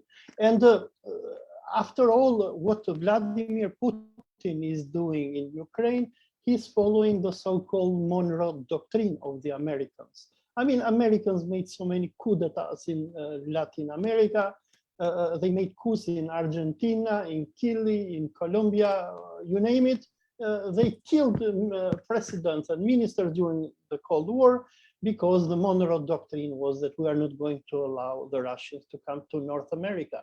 And imagine what would the Americans have done if Russia would have made a coup d'etat in Ottawa and have installed a Russian as the head of the government of Canada and made biological laboratories and send weapons to Canada. It would have been World War III without a doubt.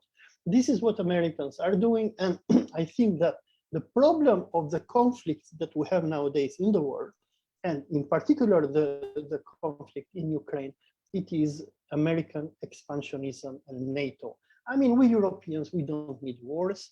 And look, because we have to divide something between the Anglo-Americans, which they are an oceanic empire. I mean, if whenever war happens in Europe, the Americans, they go in ships and they go back to their islands.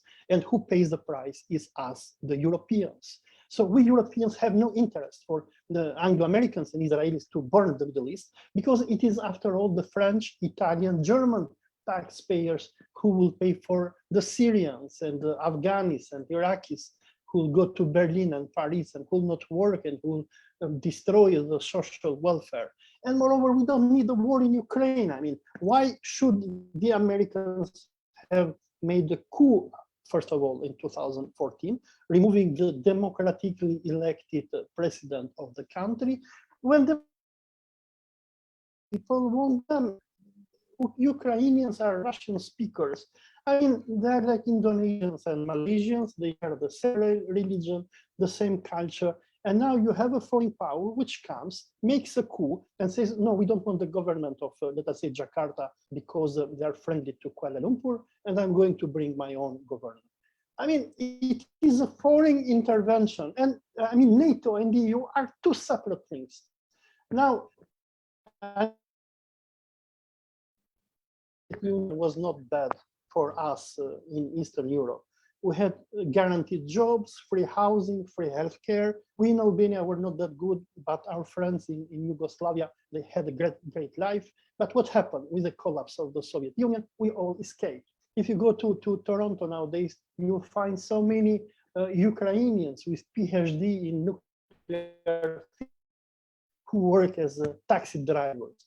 Or you'll find the personal pilot of Tito who works as a taxi driver in Toronto. What the fall of communism brought to us in Eastern Europe brought destruction, devastation, and mass depopulation. And this serves to the grand chessboard game that Americans do with Russians. I'm not saying here that Russians are better. We know the crimes that Russia have done in Chechnya and in many other countries. But the best thing for us Europeans, I think, would be to keep Russians and Americans out and to live in peace. I mean, we Europeans have a different culture. I mean, we are not very aggressive people. We are not, I mean, when Americans bombed Iraq and Libya and Afghanistan, if you, in the time I was in Italy, you'll see the Italian public, how much they hate the Americans. I remember in the time when the Americans were coming to hotels in Florence, they were saying, sorry, we're not with Bush, we're Democrats, because they were feeling guilty and ashamed by the hatred that Europeans have towards what aggressions Americans do in the world. And now in Ukraine, who's paying the bill? It is us, the Europeans. We in the Balkans, when we eat bread, our grain comes from Russia, in Albania, in Egypt, in United Arab Emirates. Look at they're not putting any embargo on Russia. Okay, Russia is fighting with Ukraine, then why should the Americans force us to sanction Russia? They're fighting, so it's their job. Let us say Australia is going to fight with New Zealand one day. It doesn't concern us. I mean, NATO and NATO propagandists, they speak of common security, blah, blah, blah. I mean, Italians are not being threatened by the Russians. Of course, we have the Poles, we have the Czechs, we have these reactionary Baltic republics who have Russian minorities and they feel threatened by the Russians because of their historical problems with the Russians. They do feel threatened, like the Taiwanese feel threatened by the Chinese. But if China goes to war with Taiwan, why should we in Europe suffer because of it? And now we are suffering now because our food is going up, our gasoline is going up, and people have no food to eat. There are people are protesting. If you can see in Albania, in Macedonia, in Greece as well, people are protesting because we are so much dependable on Russia. And after all, if we use the mentality of the Cold War, when we had the powerful Soviet Union fighting with the United States, it was excellent for Muslim countries. Mahathir Mohamad, your famous prime minister, I remember when I was a student here, when NATO, the Cold War, we had traitors and to shift the blocks. So when we had the Cold War, countries like Albania, like Algeria, like Syria, like Libya, like Iraq, we were independent. Because the Americans didn't dare to bomb us, like the Russians as well. But now what happened with the unipolar world, the American became this international gendarme. And moreover, Israelis, they couldn't massacre the Palestinians like they did after the fall of the Soviet Union. Because we have to remind our viewers that whenever Egypt or Syria was fighting or Iraq was fighting with the Israelis to defend the Palestinians, because we Muslims did with Israel exactly what Russia is doing in Donbass. Russia entered in Donbass to defend its own Orthodox Russians. When Jordan or Syria or Iran intervene in Palestine, we do intervene to defend our own people. It is the right to protect. Thank you. Thank you, Dr. Olsi. Yeah, so now I have a question from, again, from Chi Kyung-tan. This one is for Dr. Emir. According to realist theory, will China dominate Nusantara, like how the US dominates the Muslim world in the Middle East and how Russia dominates the Slavic world? Yeah, this is a structural, this is a systemic question. And all this talk is about structural realism. This war in Europe between Russia and Ukraine is also a structural war. It is the war for the future order. The possible conflict between rising China and ruling US on the other side is again a structural war. It is the war for the order. What kind of the world order we will have in the future? So analogy is very important. This war in Europe, there are two options. Russia is not fighting the Ukraine. This is the minor issue. They are taking, I mean, this territory in the immediate neighborhood, this Donbass and all that, this is the minor issue. The prime issue is the order of Europe. And the Russian aim, the Russian goal is the multipolarity, is the sphere of influence. They like to have Germany one pole, France another pole, Turkey another pole, and Russia fourth pole. And then there is balancing behavior, balance of power. This is Russian vision. They like to dominate not only Russia, but they'd like to dominate the Eastern Europe. They want to have multipolarity. They are not happy with the existing liberal unipolarity, where you have liberal hegemon. US is also hegemon, but this is a liberal hegemon. Russia is authoritarian hegemon. It is realist kind of story. But analogy again is very important. We have First World War and we have Second World War in Europe. What kind of the order did we have before First World War and Second World War? We have European multipolarity. There are primordial fears. Germans are fearful of France. France is in fear of Germany. Turkey is in fear of France. Everybody is fearing each other. If Americans withdraw, you have a bloody war in Europe again. This is the story. And this is what Russians want. They are not after Ukraine. They are after future European order. They like the whole Europe to fight each other. Germans to fight France, Turkey to fight France, Serbia to fight Bosnia, Croatia fight Serbia. It is a multipolar order, is anarchic. Theory has proven it many times. And the First World War and the Second World War are the best examples. So this is the goal of Russia. Now China. Well, China is a rising power. And now we are talking about the international system. This is what's going on in Europe, is European subsystem. When we talk about China and the US, we actually talk about the whole international system. Because, I mean, Russia is declining power. China is a great power that can confront the US. It cannot be done by Russia. Russia is, it is, as Mersheimer said, a giant gas station. It does not have power. It is declining power in terms of demography, in terms of economy.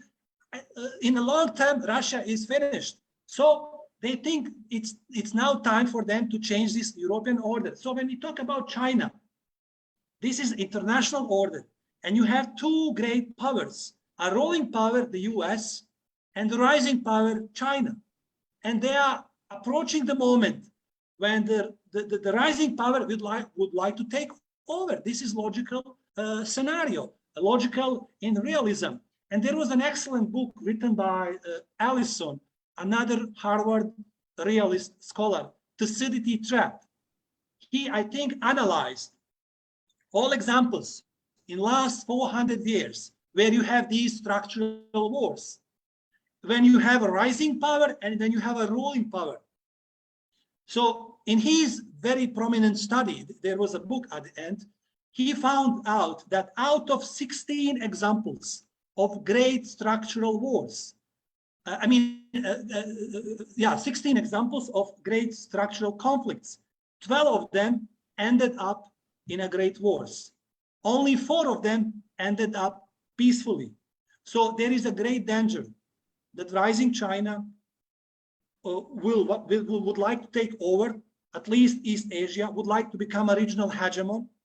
And the US, by logic, does not tolerate peer competitors. It does not allow China to rule East Asia, does not allow China to project its power here, there, and everywhere. So there is a potential for the conflict. What will happen? Who will rule what? Whether the US will rule the Middle East and China will rule, Southeast Asia, I do not know. But we are approaching this moment when these two great powers, put Russia on the side, will clash. When the ruling power and rising power will have to decide. You have, again, theories that explain this. You have two approaches to this dilemma. Again, liberalism and realism. Realism will tell you, they are very pessimistic. They will tell you there will be a great war. Because in 12 out of 16 cases, they don't say they will, they say probably it will happen. Because in 12 out of 16 cases, this is what happened. Liberals will tell you, no, the war will not happen between China and the US. Why is it not going to happen? Because of a strong interdependence. Who is the largest investor in China? One of the top 5 largest investors in China today. Guess which is the country? It's Taiwan.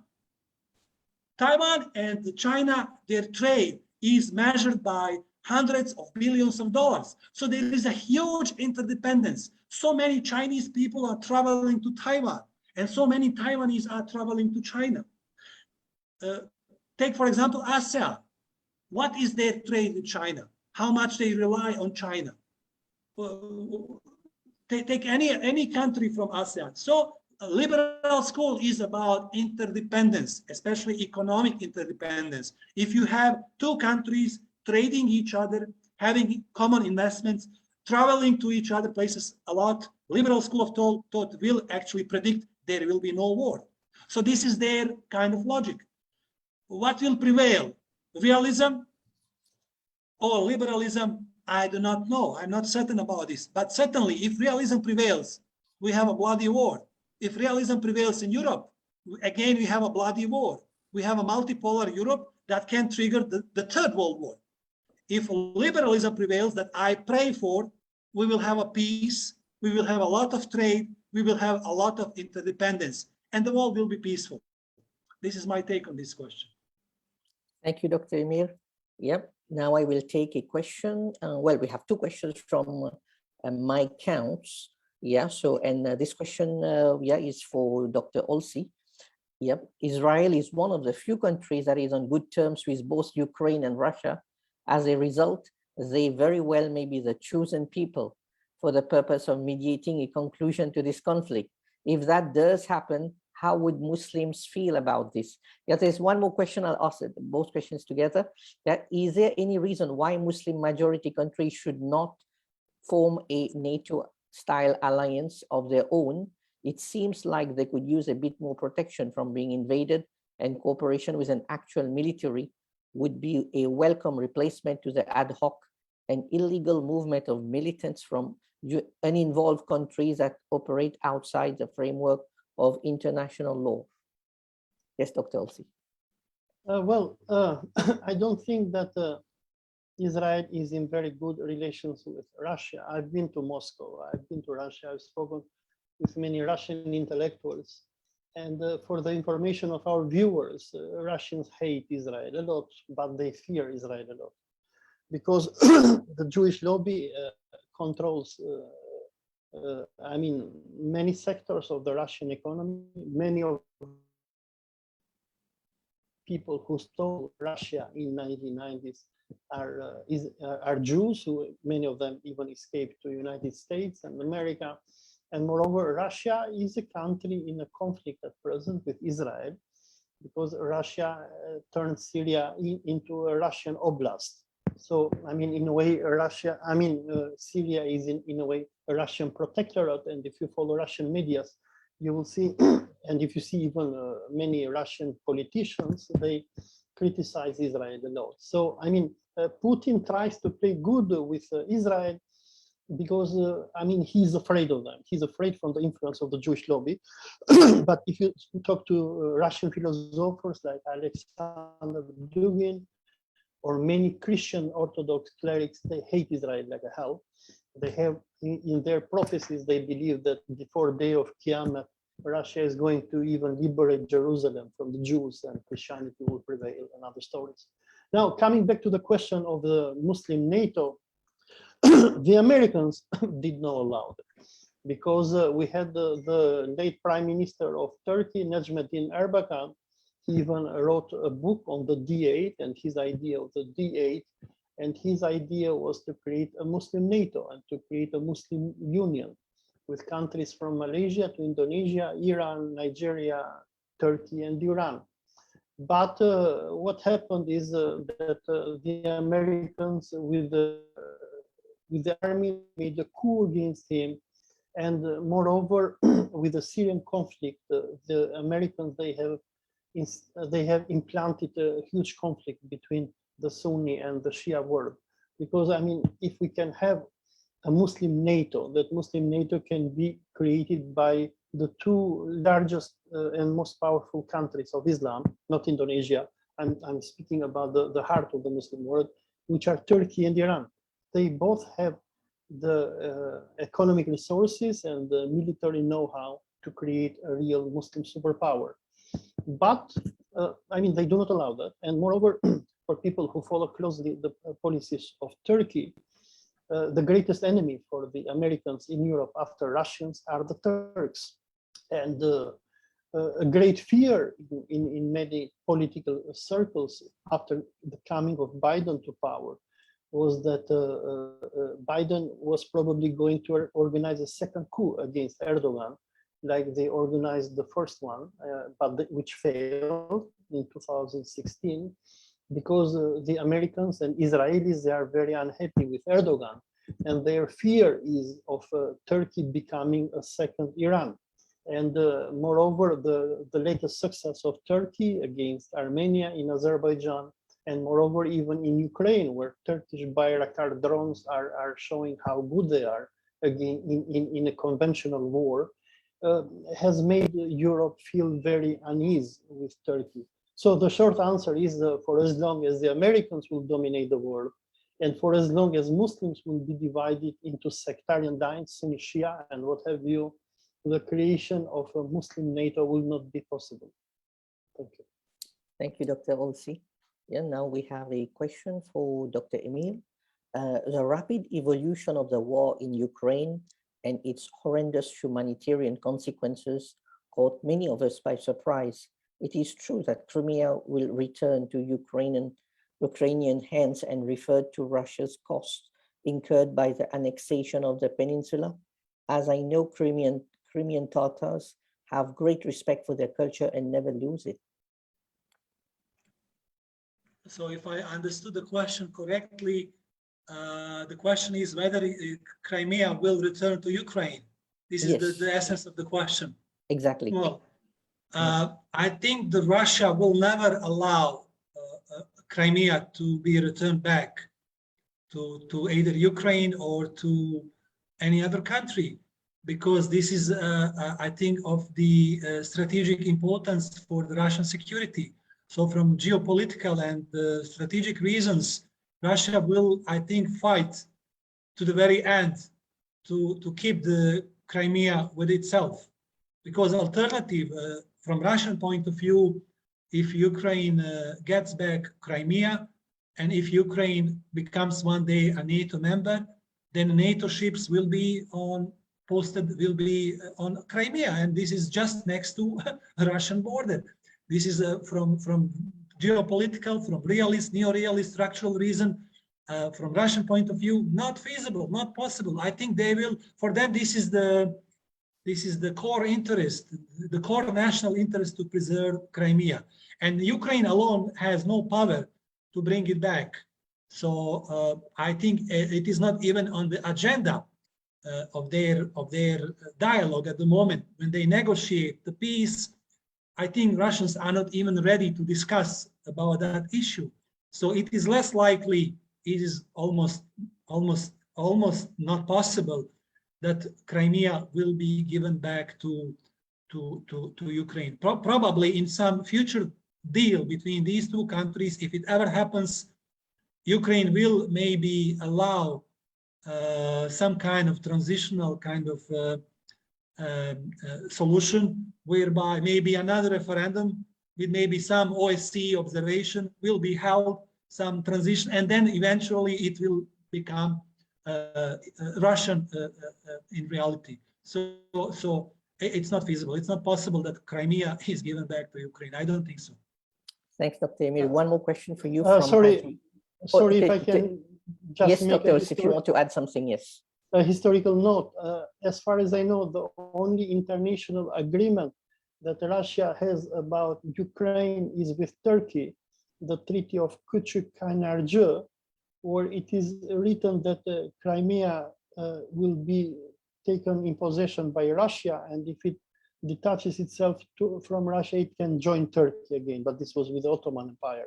And as far as I know, there is no other legal binding agreement for the future of Crimea. And I mean, as Dr. Emir just mentioned, I mean, Crimea is so vital for the very existence of Russia as a European naval superpower. Without Crimea, they're gone. Yeah, if I may also add, as a result of this crisis between Russia and Ukraine, the position of Turkey, geopolitical position of Turkey in Europe has strengthened a lot. So you see what Turkey is doing. They are selling drones to Ukraine. They're having very close relationship with the Ukrainian government. At the same time, they are not imposing sanctions on Russia. So Russia now depends on Turkey more than Turkey depends on Russia. So this is actually the logic of new Turkish foreign policy, which in last 10, 15, 20 years is actually a little bit different. Turkey would also like to have its own sphere of influence.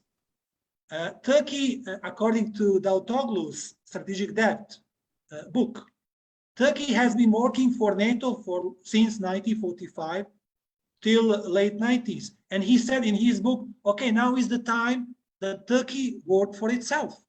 And this is what they are doing. And you see, they are not following sanctions imposed by the EU, sanctions imposed by most of the NATO member countries. They are behaving on their own and thinking about their national interest. So I think Turkey is positioning itself quite well. It also shows it is quite independent from the US. US no longer can impose anything substantial to Turkey. They have been buying the S-400 system from Russia before this crisis. So Turkey is showing muscles to behave independently, even though it is a member state of the NATO. Thank you, Dr. Emir. Yeah. So Dr. Emir, yes, one question for you is from Haji Fadlullah Wilmot. Yeah, is a Russian invasion of Ukraine the first step towards expanding its control of Eastern Europe? Is the American order worse than the Russian order for Europe? You're asking me? Yes. So, as I said earlier, I think the Russian strategic goal is not Ukraine. It will not stop in Donbass. The Russia is concerned about the whole periphery, about the whole Near East.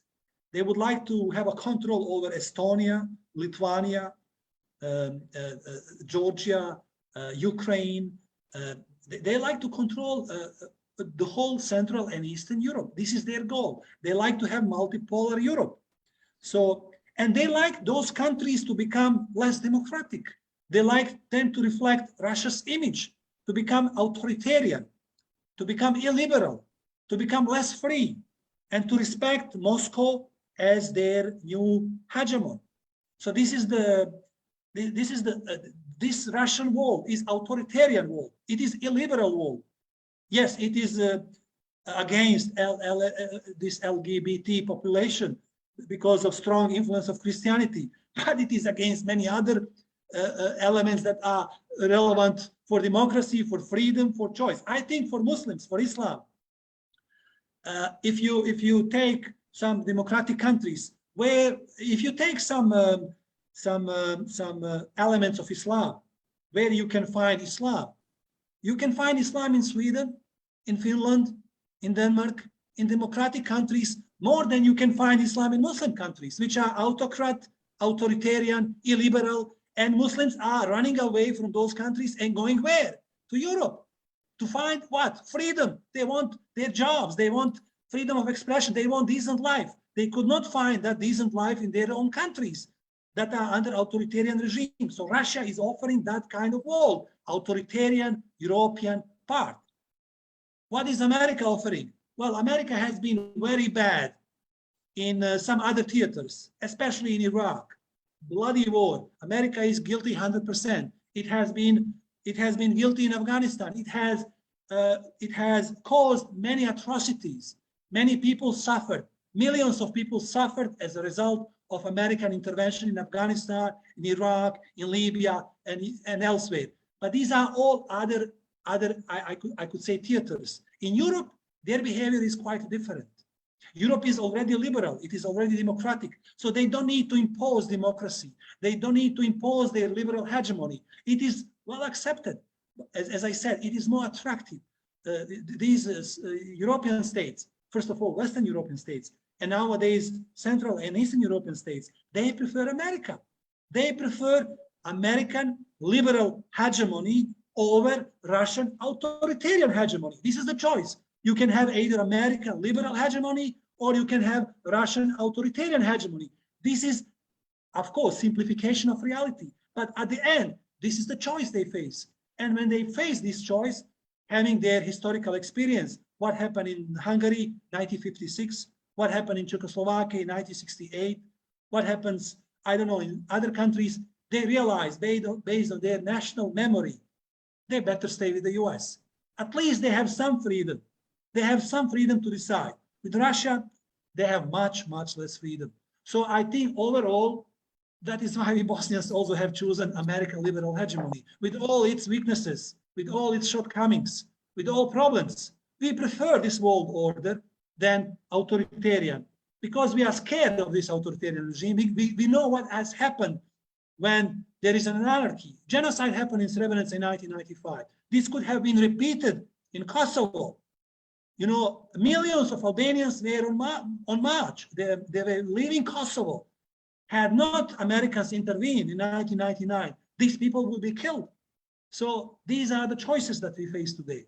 And I think Balkan region, because of its geography, it is not in the immediate Russian near abroad. It is deep inside NATO. It is deep inside EU.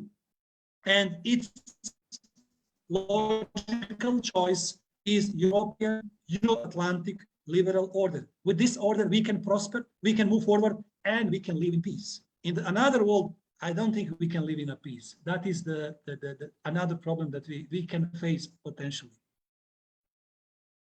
Thank you, Dr. Emir. Dr. Olsi, I can see the smirk on your face. I don't think you agree with that. So I think you believe that America is a scum for the moral order in the world. So what's your view? I would like to ask you the same question. Well, no, I in general agree with Dr. Emir.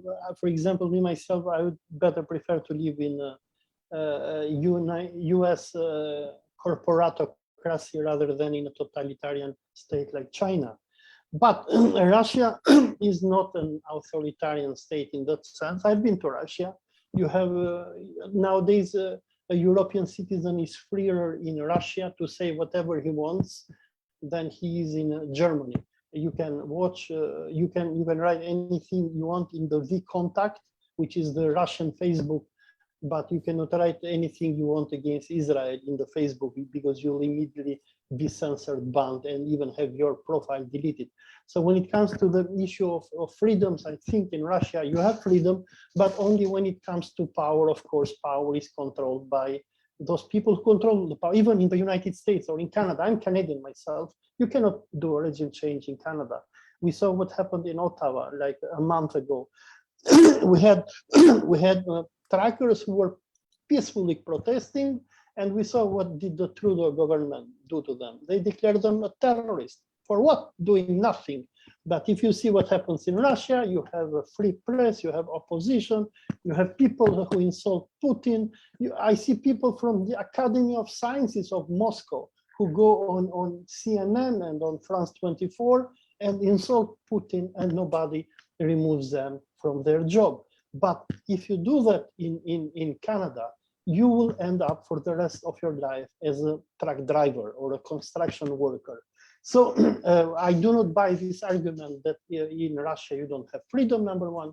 And number two is that people are, and Muslims are escaping to Europe for freedom. It is 100% wrong.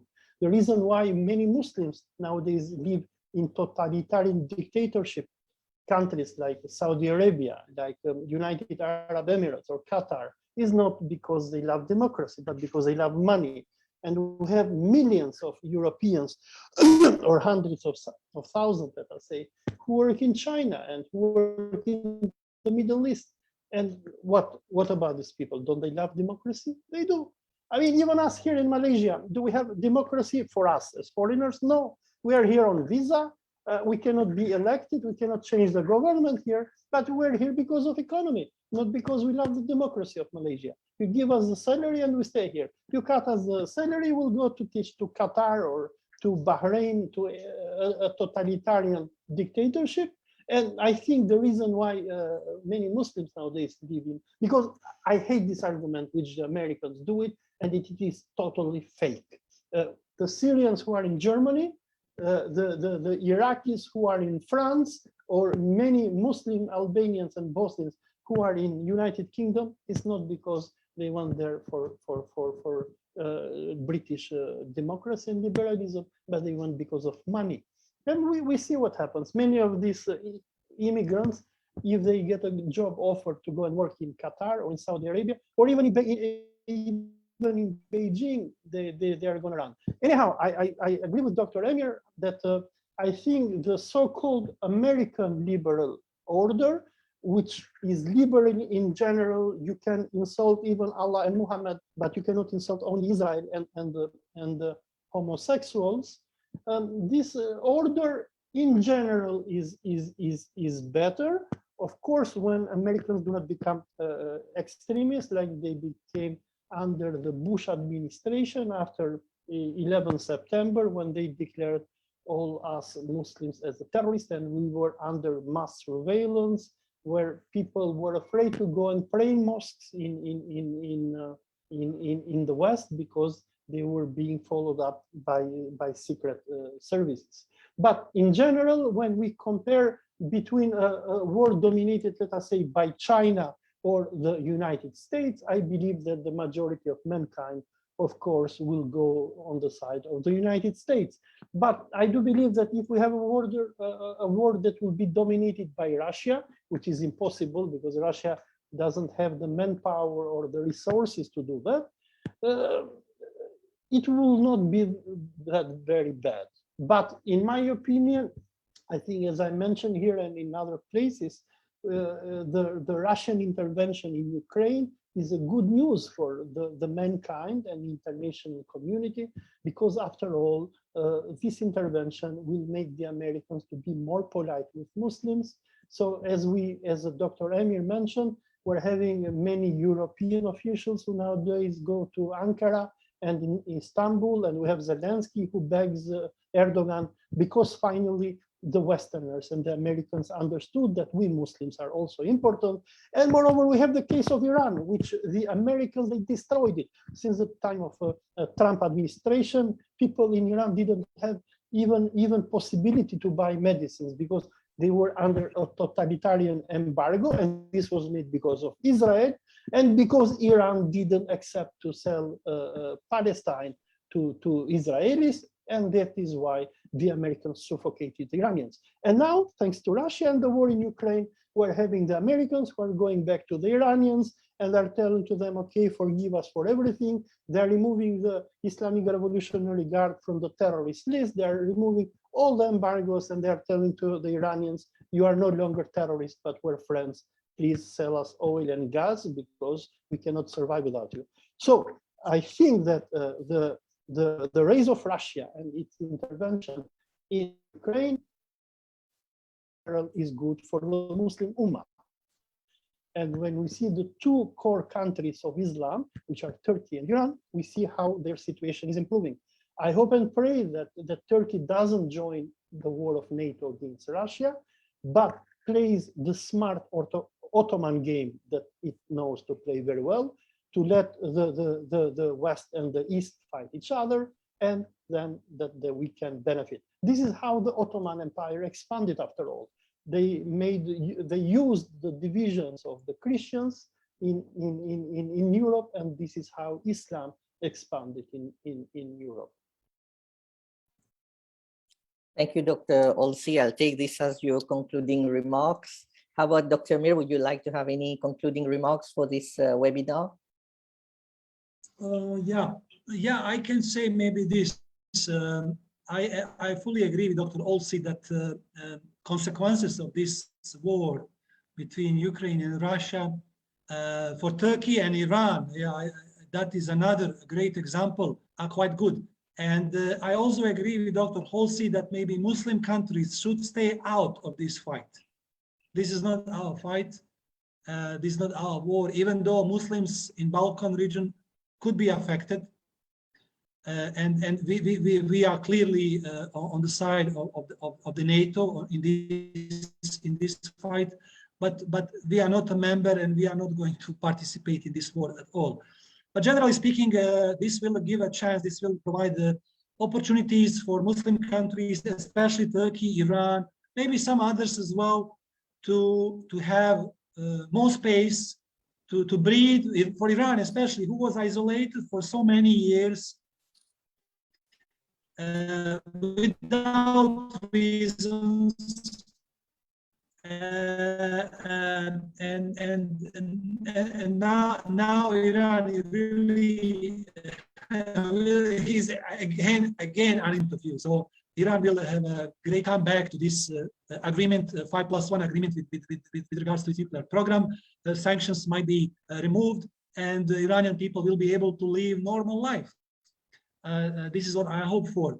So, but again, this is a structural war, and I'm a little bit scared that this is not going to end quite soon. Even though if we have a ceasefire, if we have an agreement, this will be unresolved, because this is structural. Structural wars are most dangerous wars. So all parties, all players should be very careful. Especially you see that the Russia, I don't know, is it for the first time? I have not followed. They said now we are increasing our nuclear alert. So somebody can push the button and then we are all finished. So this is the danger that we are living in, today. Hopefully the reason will prevail, the rationality will prevail, and things will get better. But we can only pray for this. Thank you very much, Dr. Emir, for these concluding remarks. So, well, the session has come to an end. I hope you have enjoyed this session organized by the Islamic Renaissance Front Malaysia. Yeah, this is our last session, yeah, before Ramadan starts. So I would like to thank all our organizers, yeah, at the Islamic Renaissance Front and also the Islam and Liberty Network for putting all this together. Yeah, and I would like to wish our audience happy Ramadan, and we look forward to seeing you again for our next webinar. With that, I would like to say to all of you, Assalamu alaikum wa rahmatullahi wa barakatuh. Alaikum salam. Thank you.